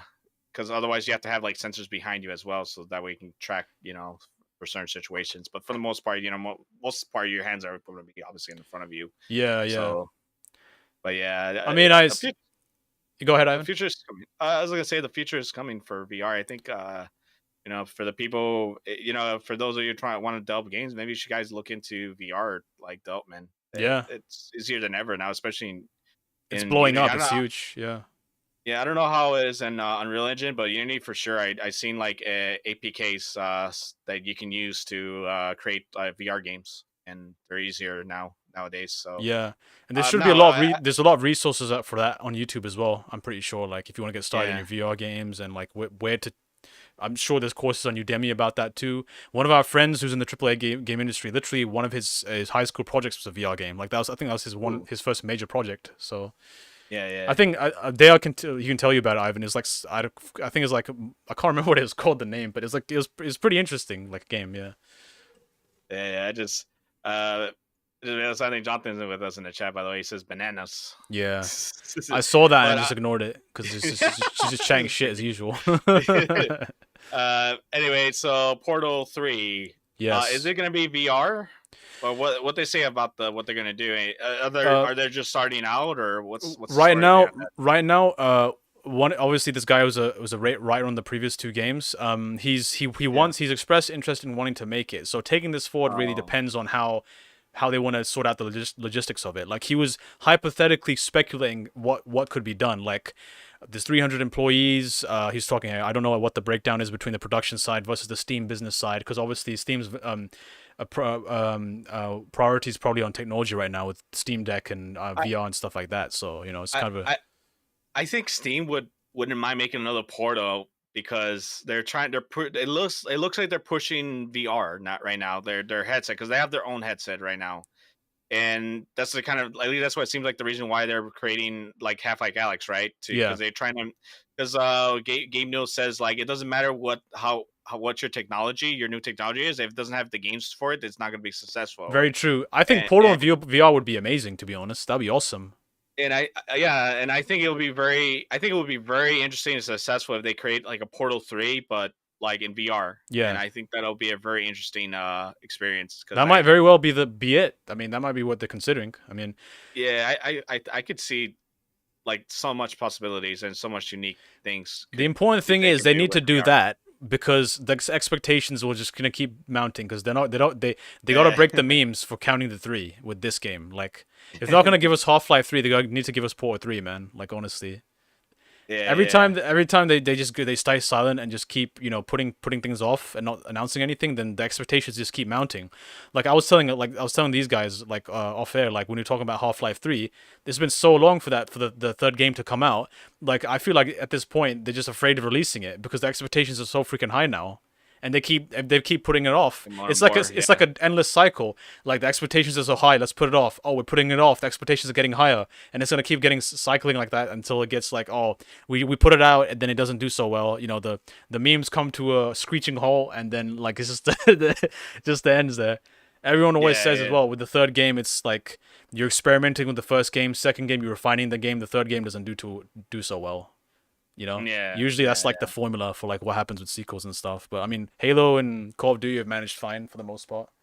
But like other major franchises have been fine as well, like Battlefield 3. Can't say the same for the latest Battlefield though, but you know. Yeah. So. Darren, have you ever played any of the Portal games? No, I haven't played them. Oh, they're amazing, man. They're amazing. They're great, especially Portal 2. You can play cooperatively on that one.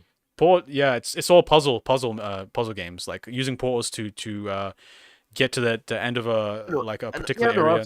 I've seen clips of it.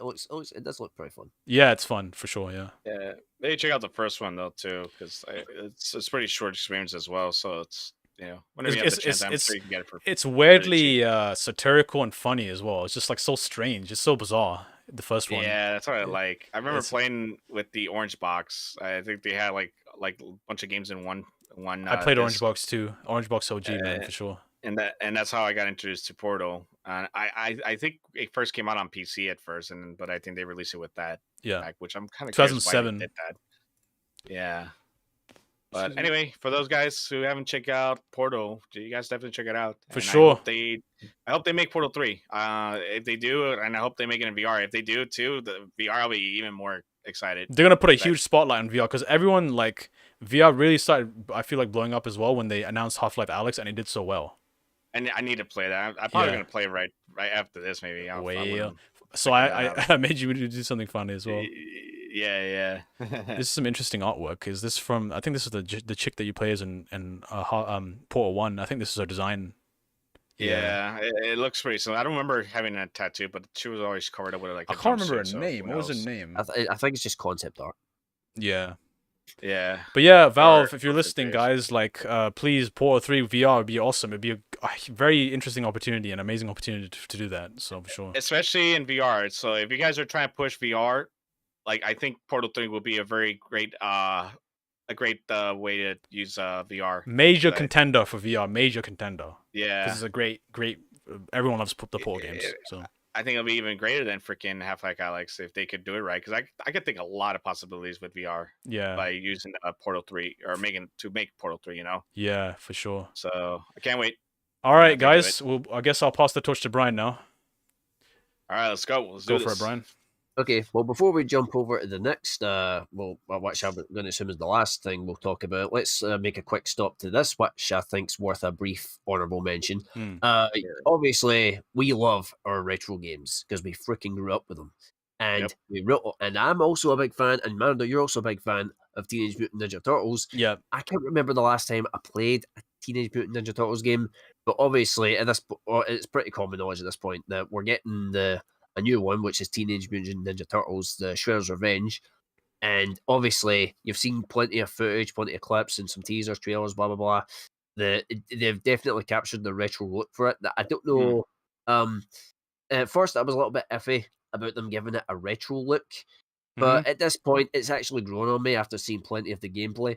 And in fact, in this article, there's a video, Manda, if you want to take a look at it as well. Yeah, it'll show you it covers the first two missions of the game, and it's a blast. I had so much fun just watching this. I'm definitely going to get it when it comes out. But regarding Shredder's Revenge, there's no specific release date for it just yet, but it is going to be coming in summer 2022. Yeah. A few details I wanted to note in this article was that obviously it's going to be getting a physical release, which is good. I like to get my games physically, but that's just me. Like, Amanda, you obviously like to get your games digitally. I don't mind. I mean, it depends on the game. If it's like a collector's game, like I like one of the Halo games and collector's edition, then for sure I like it physical. Yeah. If it's something that has a little bit of sentimental value, I'll definitely get the physical copy. Its soundtrack's also getting a physical copy as well, which is nice. One little detail I wanted to note about this was the voice actors for the Turtles from the original 1987 cartoon are actually coming back to voice the turtles again in this game. Yeah. Oh, that's interesting. Nice. That's very interesting. Yeah. And as somebody that takes voice acting very seriously, this hit real close to home with me, and I was like, "Oh man, that's freaking great!" And I was especially surprised when I saw some of the voice actors, like we got Cam Clark voicing Leonardo, and obviously I'm very familiar with Cam Clark. He voiced Liquid Snake from Metal Gear Solid and a whole bunch of others. Oh, nice. Yeah, we got Rob Paulson, who's playing Raphael, and I think, if I'm remembering right, I can't remember. I think he played Gray Fox from Metal Gear Solid. All these guys just moved to Metal Gear Solid. That's interesting. That's a big segue. Got some legendary voice actors then. Yeah. And Barry Gordon and Townsend Coleman, I regret to say, I can't remember. I'm not too familiar with the names, but I may very well have watched things and played games that they were in, and I just can't remember. But Cam Clark and Rob Paulson, I'm more familiar with. But it was really good to see that they're bringing these guys back to voice the turtles again after so many years.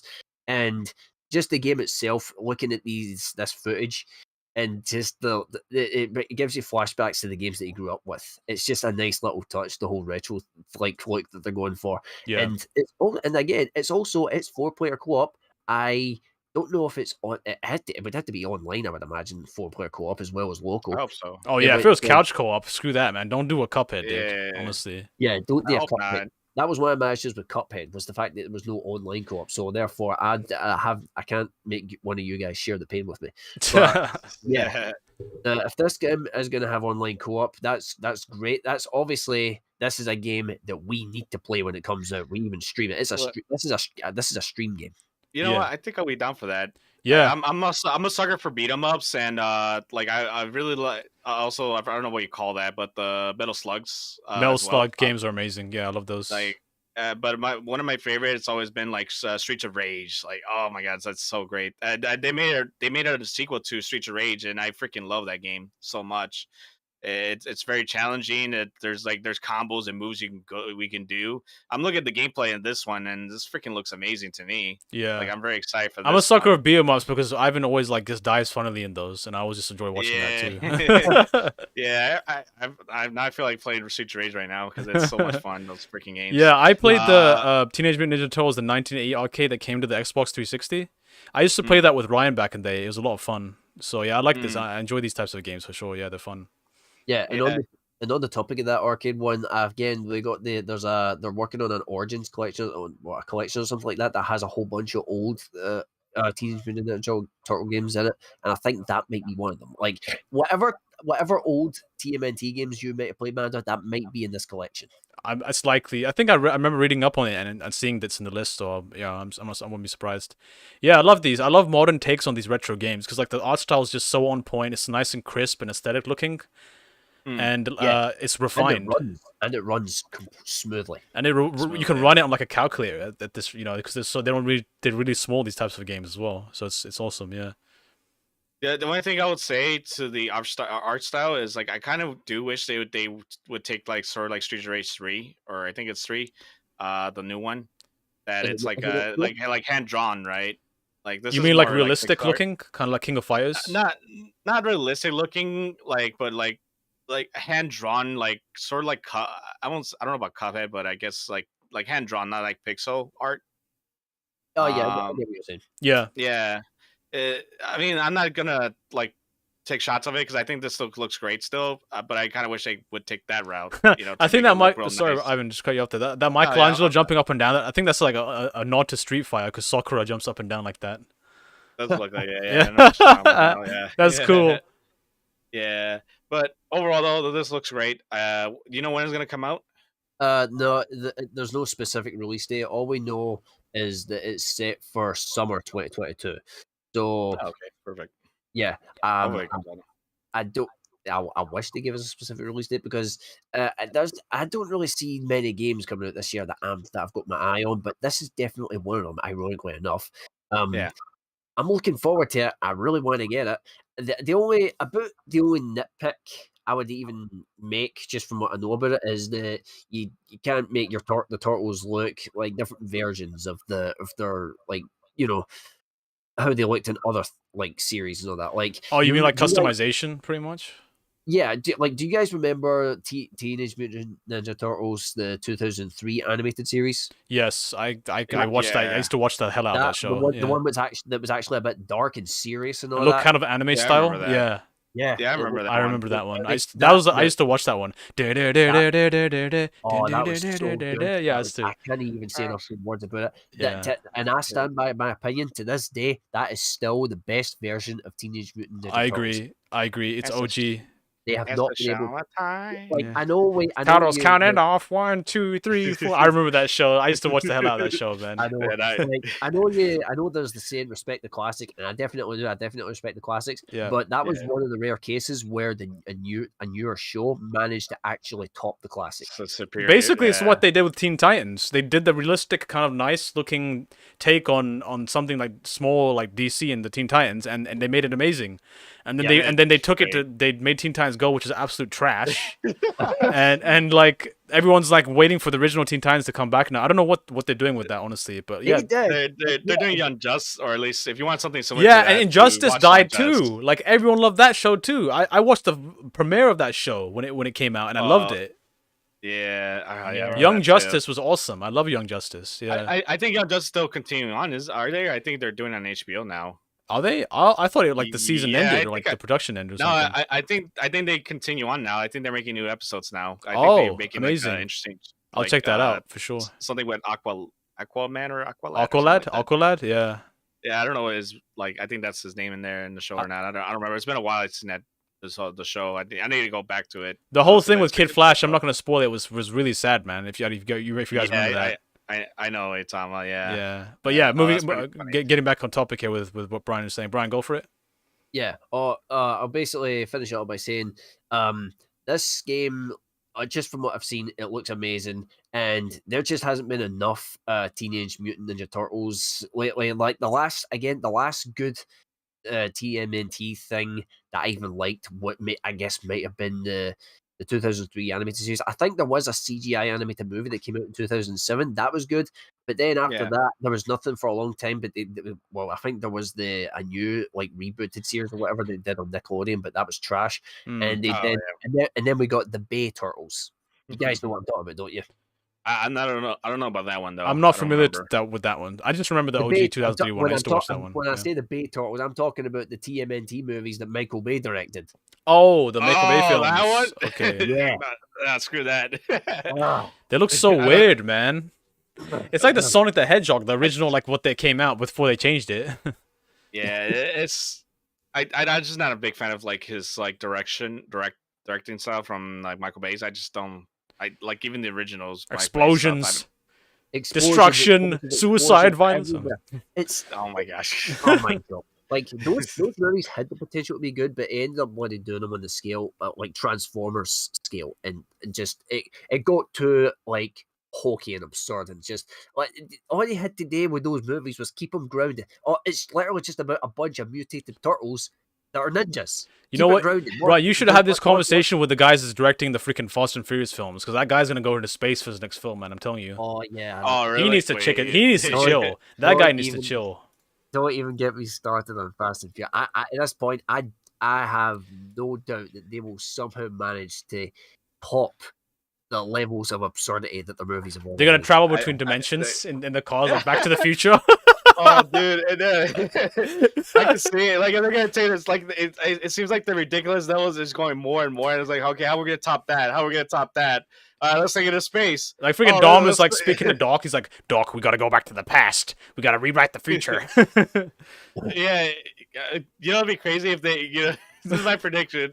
So they go back to the very they travel in time. They go back to the very first movie. Yeah. although it'd be really, what's that actor's name that passed away? Unfortunately, Paul Walker.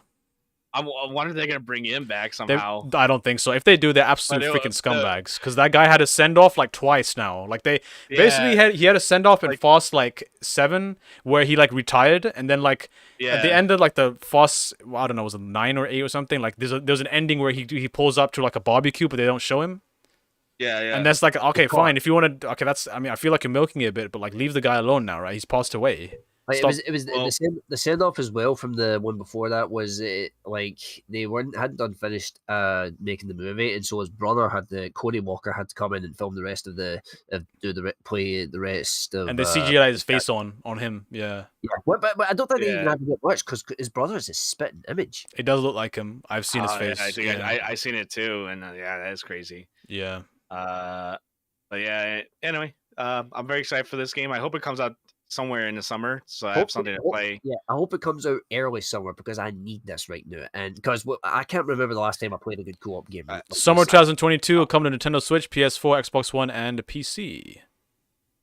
I was watching the gameplay while we were talking, and that freaking looks crazy. So like, yeah, because there was a lot of things going on the screen, which is like that excites me right there. Yeah. So yeah, I can't wait. Anyway, moving on to the next topic. I think it's the last one, is it? Yeah, last one, arguably probably the most controversial one that we got here. Yes, the interesting one here. I'm gonna actually mute my mic and scream for a few seconds, so you take. While we're talking, you just mute yourself. It's like, yeah. Wait, all right, what we got here then? Oh, he's screaming right now. Okay. Oh, I'm serious. at least give us a topic and then scream. Yeah. Or at least I want to hear your pain. Yeah. While you're reading the headlines of this. Because we share in that pain, like across the board. So. All right, Darryl, you there? Are you done screaming? Okay. I'm done. You done? You got it out your system? Okay, go for it. All right. 343 finally revealed the roadmap for Halo Infinite. Oh my god. Okay.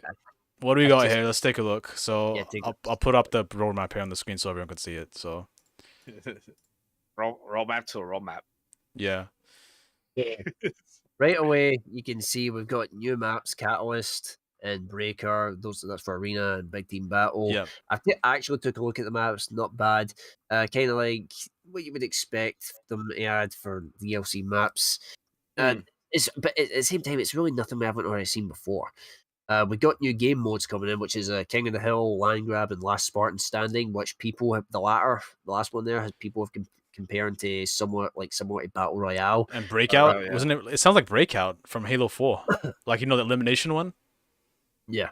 But that was team-based. But King of the Hill, what? That wasn't in the game? That should have been the game to begin with. Like, that's in every Halo game. Yeah. Oh, man. It's like, I remember we talked about this before a minute. Like, I feel like let's compare Halo 3 and Halo Infinite. Like, the content-wise, it's been lacking, Yeah. And that's what's been, people are being outraged right now. And I understand completely. Like, there's just there's not enough content in this games. And it's been 4 months. Everyone's beating the battle pass by now. Me and Brian, we both beat it. There's nothing to do anymore. Yeah, exactly. Yeah. Honestly, like we beat the battle pass. We completed the campaign. We got all the collectibles, every skull, literally every collectible in the game. We beat the campaign again on Legendary, and then we also did it on Lasso. So it's like there's nothing left to do. Yeah. Like, I'm not going to go into multiplayer and get pissed off because I got paired up against bloody with a bunch of shit teammates against a bunch of spineless little wank who camp with the rocket launcher and then finish the match for no reward. Like, I'm because like XP, I don't need any more XP because I've beaten the battle pass. What am I getting just by playing the matches? Real talk, the matchmaking is like when you can carry a game and still get deranked. It's ridiculous. Like, it's so broken. They need to fix that. I think just the very fact that you get deranked by losing just is stupid in general, and that should not even exist. It should be. They need to take a little bit of a page out of Overwatch's ranking system, because a lot of that depends on how well you do in the game. Your performance. Yeah, it depends if you win and lose, and if you lose, I think it doesn't go lower as much if you're like really. If you play shit, that plays into a greater factor than you actually winning or losing a game, which I like. Yeah. There's personal accountability there, like. Because the times I've played, I have felt like I've carried a lot of matches, and like I lose, and you get like you pay the price for it for people just being shit, and that's just like I feel like that's a really stupid system. Honestly, they need to fix that somehow. Yeah. But yeah, go on, Brian, if you want to continue with the. We got narrative events interference alpha pack. I don't know what that is exactly, but I'm just going to immediately assume that it's going to be like similar to the Spartan Ops from Halo 4. Mm-hmm. You remember the Spartan Ops man, don't you? Yeah, let's take a quick look at this. What that is? If it... See what we got here. What are the actual interference things? Let's see. I still have no clue. Like, I like that's all they've said so far on that so far, I think. But again, I'm just assuming that it's going to be like Spartan Ops, episodic like missions and all that with a few cinematics. Like Spartan Ops was okay, but oh my god, man, it was tedious. Like sometimes, and just the fact that you had to like there's so many, and like there was like I like story and I like Yeah. cutscene, and we got like literally like two cutscenes or whatever with each. You see, I'm stumbling on my words here because it's been so long since I've even played Spartan Ops. Like Halo 4 was a long time The ago. Spartan Ops in Halo 4 was a good addition though, because it actually it built to the story of the game. Like they said, what they said about interference is that it's seasonal storylines of some kind. So I would assume, yeah, like you were saying, it's a bit like Spartan Ops, but obviously it's not really explained that well what it is. I mean, maybe this video can detail some of that because it's kind of doing a quick recap. I was gonna ask, is this like the clip or the video trailer of the season with the new content? Yeah, I believe so. Yeah, but like when is the next season supposed to technically start? Is it like right now or until April? Well, yeah, as of April 2022, there's varying dates for some of these things. Like there, you've got with the Interference Alpha Pack, May 3rd to 16, July 19th to August 1st, and continuing on the battle on the season 2, you got the new 100 tier battle pass, free armor core plus earnable credits, which sounds good because like I refuse on principle alone to spend actual money on stuff on that Halo store because we have had these conversations I don't know how many times. I just absolutely refuse to pay more than what I've already paid for the game itself. Considering the Hazop armor was freaking like £20 for like a set of like shoulder pads and like I know Halo Infinite's free to play, but I actually spent money on the physical copy of the game because I wanted that limited edition steelbook. But that's besides the point. I saw like on that trailer you were showing me in there, like it definitely looks like freaking Battle Royale there because they had that circle that shrinks. Yeah. So I guess that's last Spartan standing, right? It looks like it. Yeah. How big is those maps though? Then like I wonder how that's gonna be like. Yeah, that's size from what I saw. But moving on, we got the Fractured Entrenched event, which is going to be week 1, May 24th. Is that to the 30th? I don't really care too much about that because the Fractured 10 event is a pain in the ass. The only challenges that you need to do are all game type specific. It literally has to all be in Fiesta, and even then, you're no guaranteed to get it because, like, some of the challenges are BS. Like, they require specific. Some require specific weapons, and you're going into Fiesta, and it won't spawn you with those weapons. Yeah, if it's Fiesta, it's the worst because you had this issue, man. Remember? You were trying to get challenges. Yeah, I did. Like the RNG was so bad. It took me so long to get the right weapons to complete the challenge. Honestly, like you have to really take time out of your schedule to do it because it's not that like you can't just get into it and just do the event and like get what you. And even then, you're not guaranteed to actually get it done because again, it's all RNG. Yeah, it's random. It gets so annoying, honestly, man. Like, people really abuse power weapons in this latest one. Oh yeah, definitely. Not to mention like the biggest ones, like the freaking campaign co-op. Late August is gonna come out, right? And then what did they say about Forge? September or something? Yeah, September. Yeah, September. Well, it's a Forge open beta. This is the September target. Yeah, which is I mean, no comment there. But they really need to pick up the pace, man. Like, they're moving way too slowly. Like, people just stop giving a shit. Honestly. Yeah, and we've got campaign network co-op in late August, which is in the target for that is late August. I actually do not know if that means online co-op or just network in your local area co-op. You mean like couch co-op? I assume online co-op. I know it says network there, but I'm gonna assume like you can play online. Why don't you just say online? Why say network? Just be specific about what you're saying. Why say I know, like? because it's giving me the idea that you can only play like co-op network. with people. That's like the in your worst local time area. to use like the vague words. Like, be specific about what you're saying. Honestly, It's just been like, because I've been kind of listening what other people were saying about Halo right now lately, because I know like they're losing a lot of people. Like they're not playing as much anymore lately on Halo Infinite. Obviously, we reported about the firefight last week, but that's for the Master Chief Collection, which is which they wanted. They need to start working on Infinite, because we did make a comment about that last week as well. The previous week, before that. Yeah, and I completely understand why people are frustrated, because they're just like, comparing to the other games, like this is just less content we get, and now we have to wait for more. Like we have to keep waiting until like more content, like King of the Hill, for example. Like that should have been day one right there. There's a whole bunch of things that should have been in here at launch, and it's ridiculous. Again, where's Forge? Forge has been in. It's always been in at launch, and again. Keep in mind, and I think you even said this before, Manda. Keep in mind, they said in a previous article in the past, before the game launched, that the game was content ready, and then the game comes out, and you're like, "What the fuck?"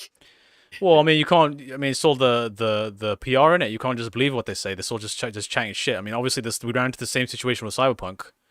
Yeah. Don't do a roadmap because, like they said in the top right corner, it's subject to change, and what that can mean 10 billion different things. I was getting to that. That's one of the things that pisses me off the most about this roadmap is the fact that they've got it right up there, subject to change, which means that we literally cannot trust anything this roadmap is, because it can change just like that. And yeah, it's just like late August target for Campaign Network Co-op. So that means it might not be there. We might have to wait further. It might be September. It might be October or November. They should take a massive label that says maybe and just stamp it out on the top right there. Maybe, because that's what all of this means. Remember the time when they I think it was Anthem, I don't know who did that, like they made a roadmap to the roadmap. Yeah, and both of that failed because the game was just cancelled. They just gave up on the freaking thing. I was like, oh my god, that was a travesty. That game, man, absolutely travesty. That game was oh my god, man, I can't even. I just don't understand why people or these companies try to keep making roadmaps. Like we see these roadmaps and they usually fail. You know, maybe Halo Infinite will be the exception. I don't know. We'll see. You know?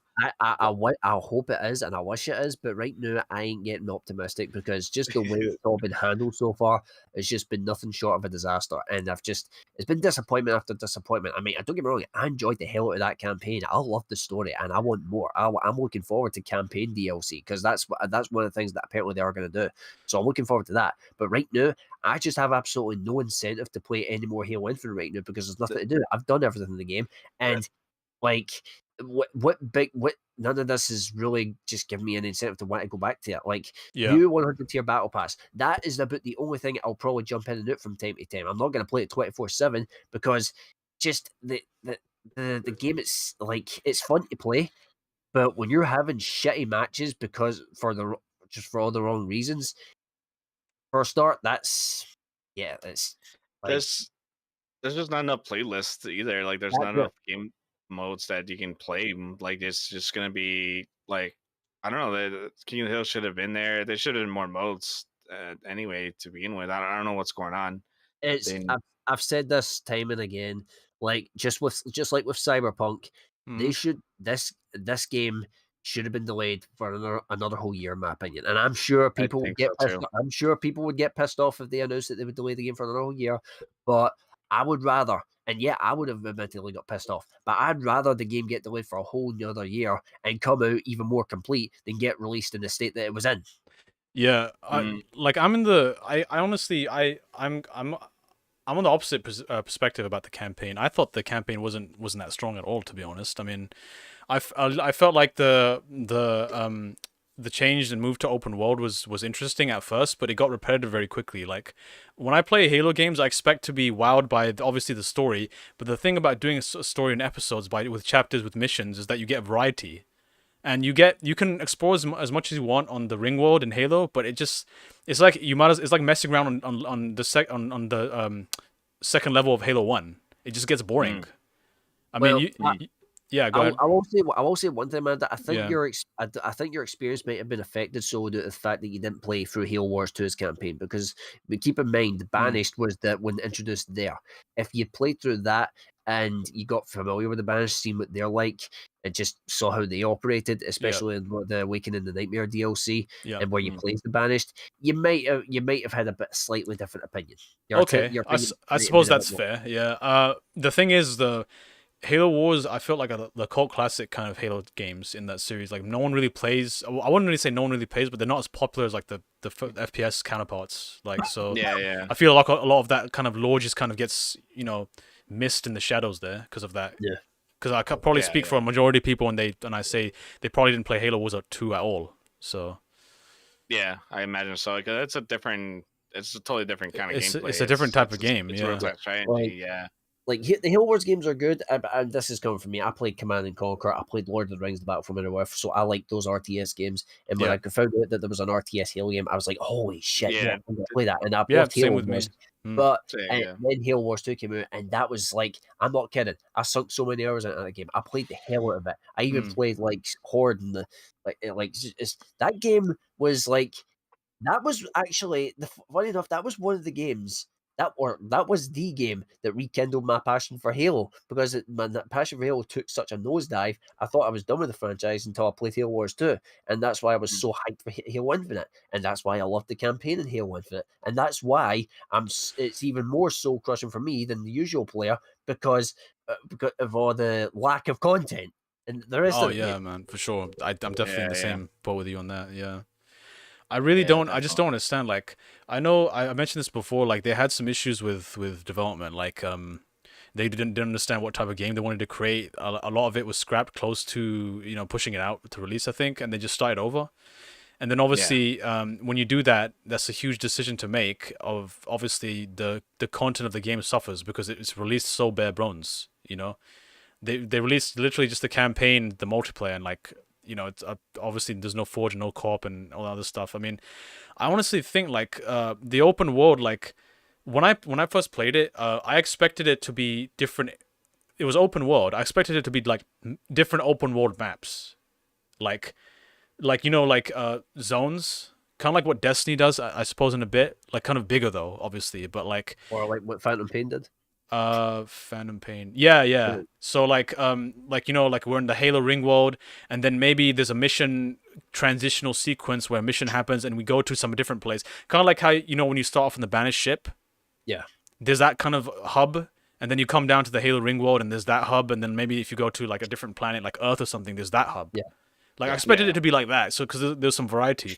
But when there's literally only just the ring world and all you just see is just that, then I mean, it's okay, but it just gets boring. Like it's repetitive then, I haven't played the Halo campaign, Halo Infinite campaign. Is it kind of like similar to like maybe Doom Eternal?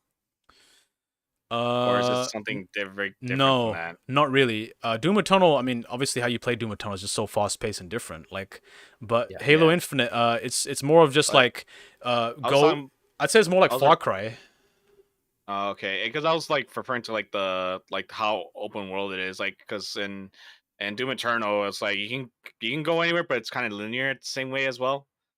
But no, it's not like that. You can backtrack. Oh, okay. So yeah, I need to play the campaign. I see what you mean. Yeah, no, it's open world in the sense that there's a big ring world for you to explore, and you can pretty much go anywhere on that ring world. But basically, it literally all boils down to just like Far Cry. Like you have to just liberate bases, go find like skulls and like collectibles and like pieces to upgrade your weapons and your like gadgets. And those collectibles are good. I mean, the skulls obviously like bring in their usual little special effects for little extra fun in the game. And then audio logs, which you hear from other characters, which detail their experiences and up to whatever happened to them and their deaths and all that with the Marines. And then you hear the audio logs from the Banished, hearing them talking about stuff like it was one of the things that I liked about what they did. Like, because in the when the Halo Combat Evolved comes out, you're just thinking, oh, there's aliens, blah blah blah. They're just mindless monsters that you need to fight. But here with the Banished, like you get to see a bit of another side to them. Like you dive into their minds a little bit and see, like they're not just another mindless alien faction. They're actually more organized. They actually have their own. They're their own characters. They act like they have their own goals and all that. There's like everything they do for a reason. They're not just it's not nothing like the Covenant where they just want to activate the Halo rings and then boom. Yeah. Go ahead. I feel like the Banished comparison in Halo Infinite is just so similar to the main villains in the original Vanilla Destiny 2. I can't remember what they were called. Like, let me just check this out real quick, just to show you guys the Vanilla 2 enemies. What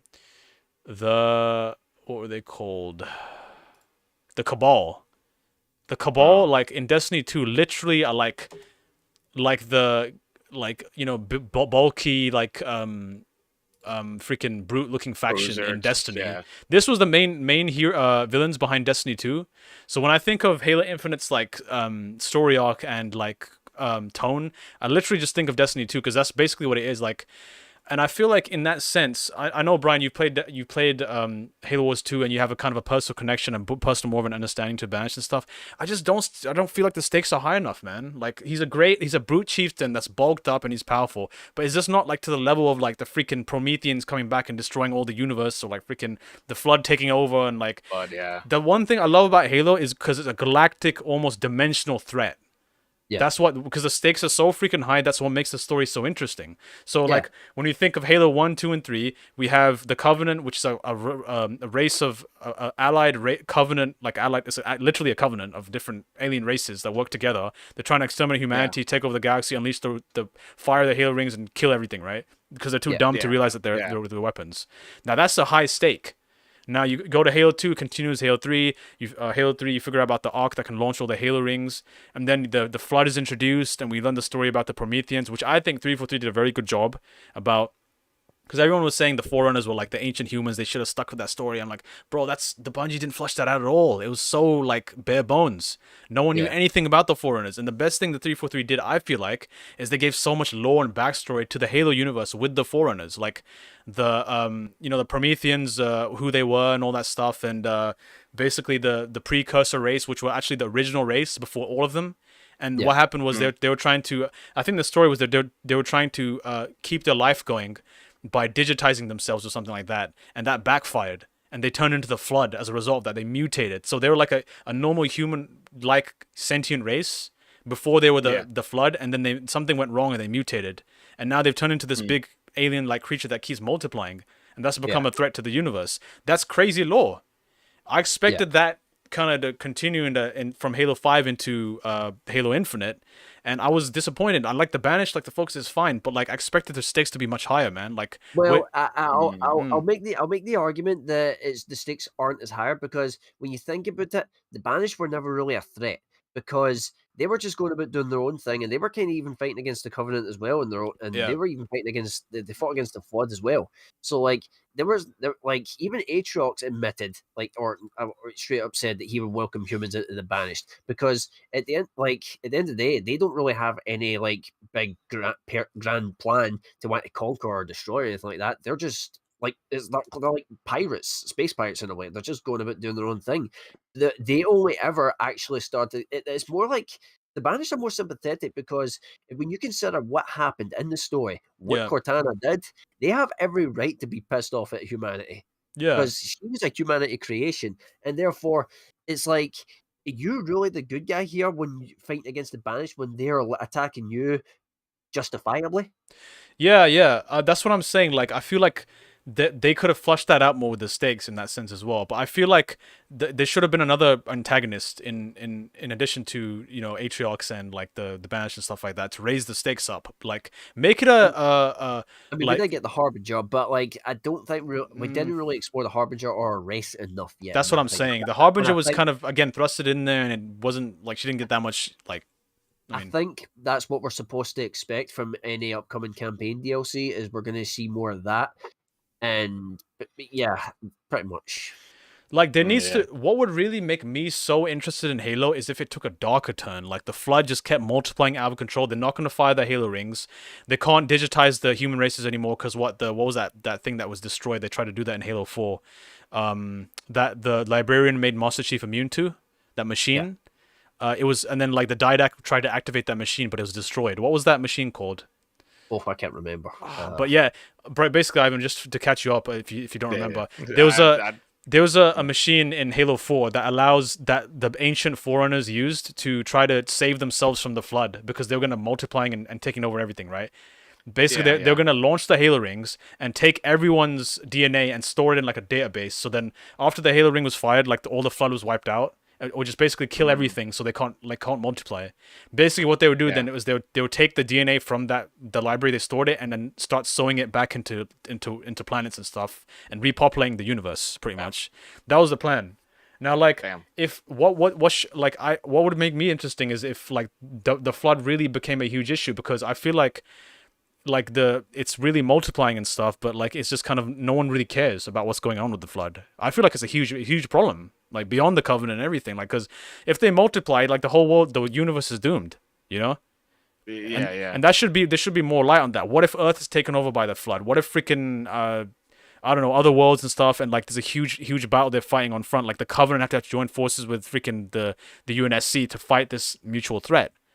And it's dark. Yeah. It's dark because the flood, like, they turn you guys you saw the flood firefight mode to show you. It's freaking it's scary at times, man. It's disturbing, like very kind of like almost like zombie like Dead Space. Like it's like Dead Space. Yeah. It's like Dead Space. Yeah. That's a good example. And Halo was before that. It was set that tone before, and I like that horror tone. It's interesting. Like, I feel if they added that into Halo, it would get change the game obviously, but make it so much more interesting. I feel like. Yeah, I think they got to take a little more risks and think things more. They played way too safe with doing Banished. I feel like they should have done something more crazy, in my honest opinion. I think that might be. I think it might be a part of an even bigger plan that they've got up ahead. Like, because I think my personal speculation is that the Banished are eventually going to be playable, and Aatrox is basically going to be.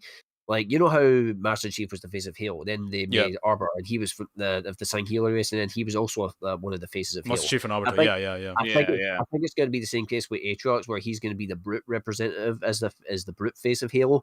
So, like, the Banished are ultimately going to end up turning it, like, be good guys or, like, anti-heroes, where they will eventually be forced to team up with humanity. You'll be forced to team up with the Banished against the bigger threat, which I'm hearing rumors, obviously, that they are planning to bring the Flood back, and if that's the case, it would make like the Banished aren't stupid like the Covenant. They will acknowledge the bigger threat and be like, okay, we got to team up with humans to deal with this. Yeah. They call it the parasite, but they don't realize it's like the biggest threat right now. Because if they infect everything, like it's finished.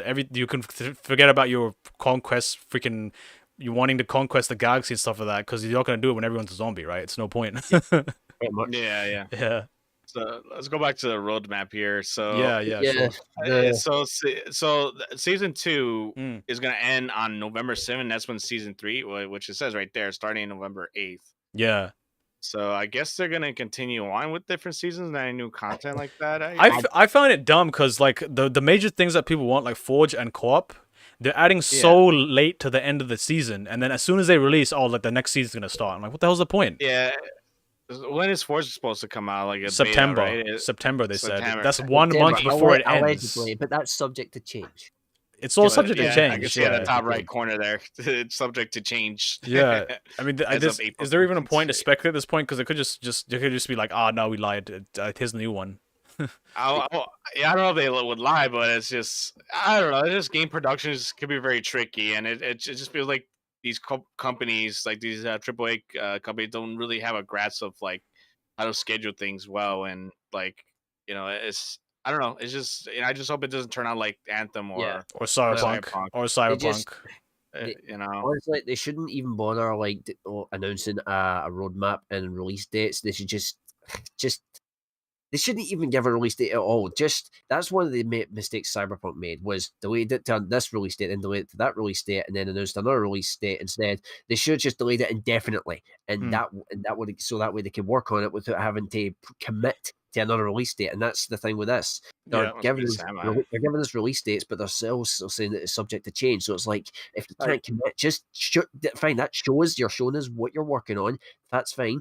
Don't tell us when you're releasing it. Just tell us that this is what you're working on, and you'll give us a release date when you're absolutely 100% certain when you're going to release it. I think the issue is a lot like Cyberpunk. They're probably beholden to shareholders, like wanting to see what's going on with that, basically. Oh, freaking. Yeah, I mean, I see why they're doing it, but it's just that with the dates and especially the subject to change is like, why bother putting dates now if you guys are not 100% sure? Like, give it like an estimated time, like, okay, between May 3rd and to November 7th, these are the things we're gonna release.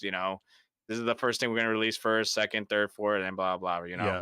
And they're talking about all this for season 2, and they've also got season 3 saying that's going to start in November. November 8th, which I highly doubt it. Unless listen, you heard it from me first, right? There's no way in hell that's happening. There's no way in hell season 3 is starting on the 3rd of November, and I will happily eat those words if it does. But I'm confident that I'm not going to be hungry by then. I mean, they got the timing to be decided. I guess TBD down there means campaign split screen co-op and season 3.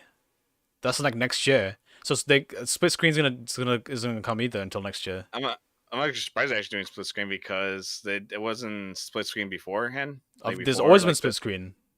There always been. Yeah, I thought one of the Halo games didn't have split screen.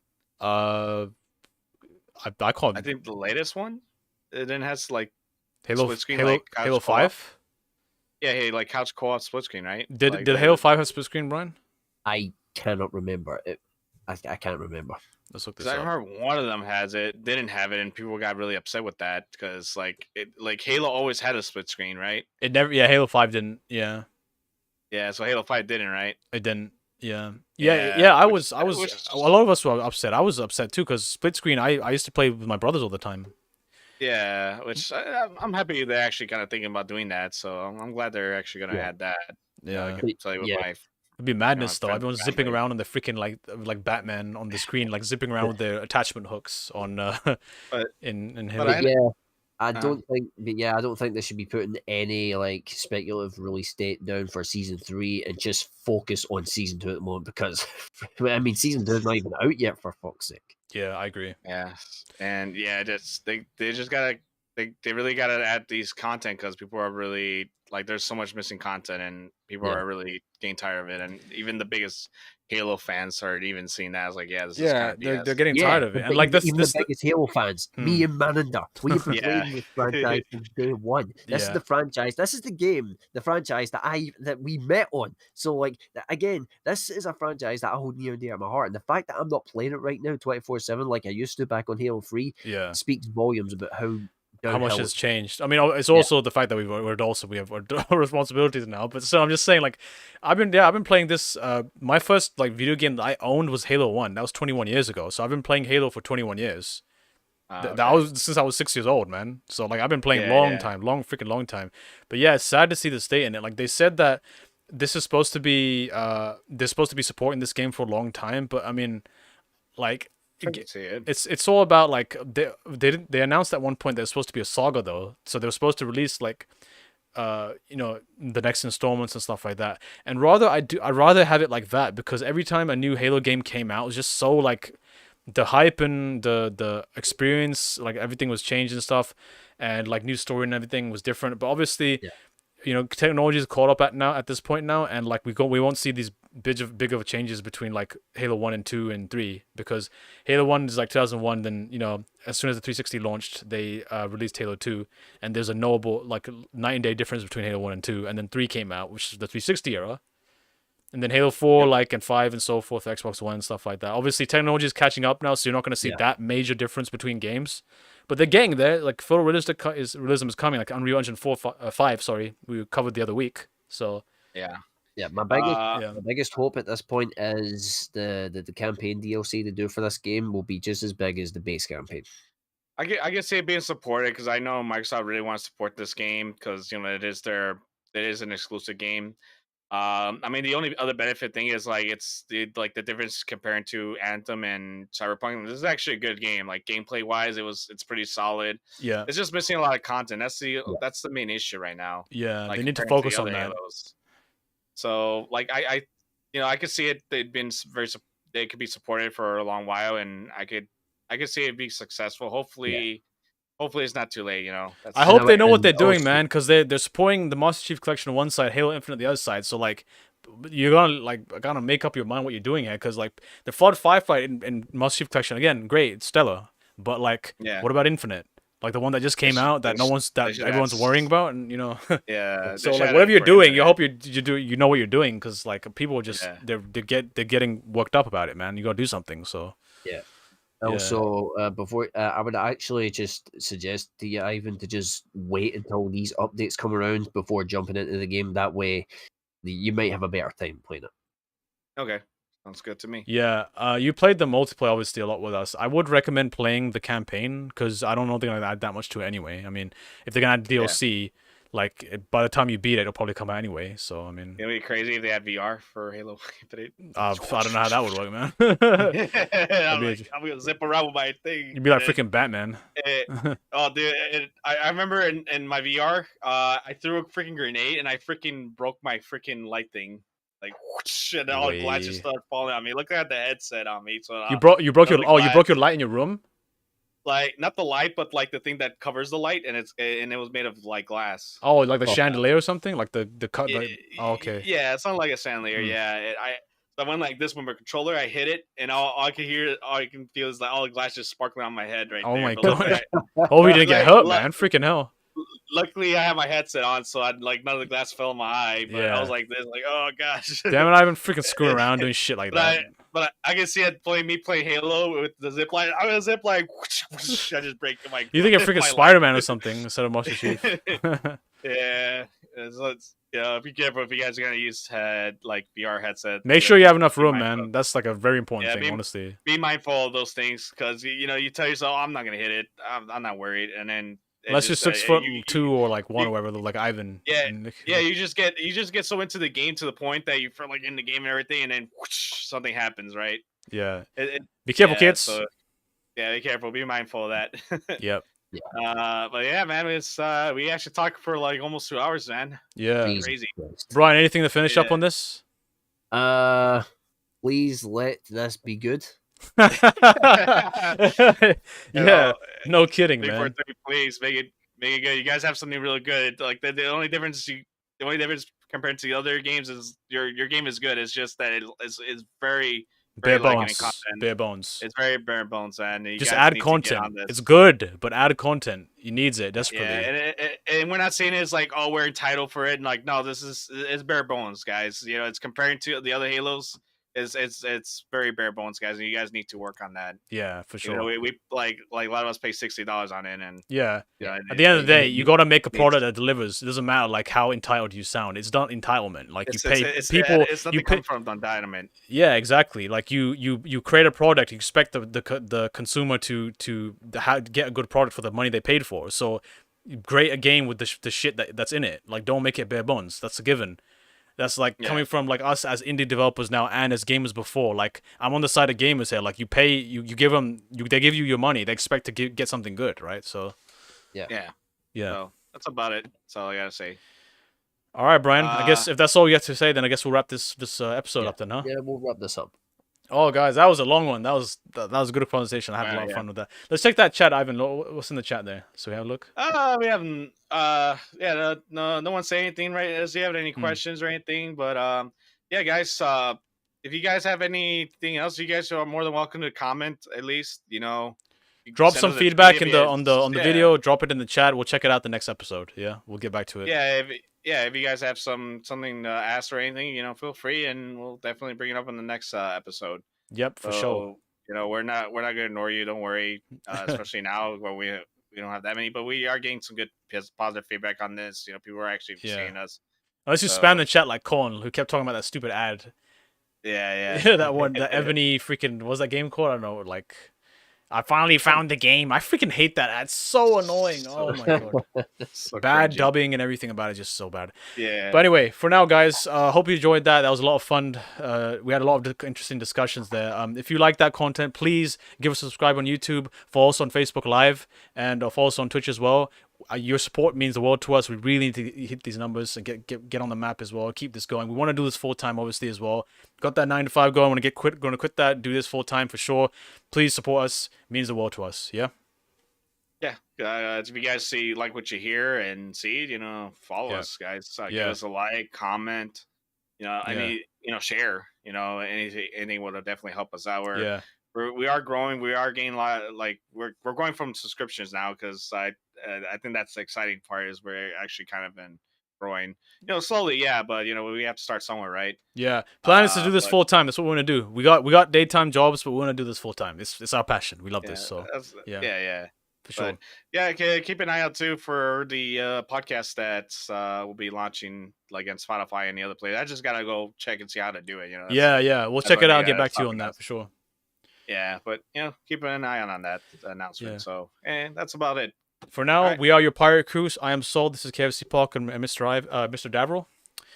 2 captains and our VIP captain as well. We'll see you next time. Signing off. All right. Take care, everyone. See you guys. Peace. Enjoy it. Privateer Broadcast.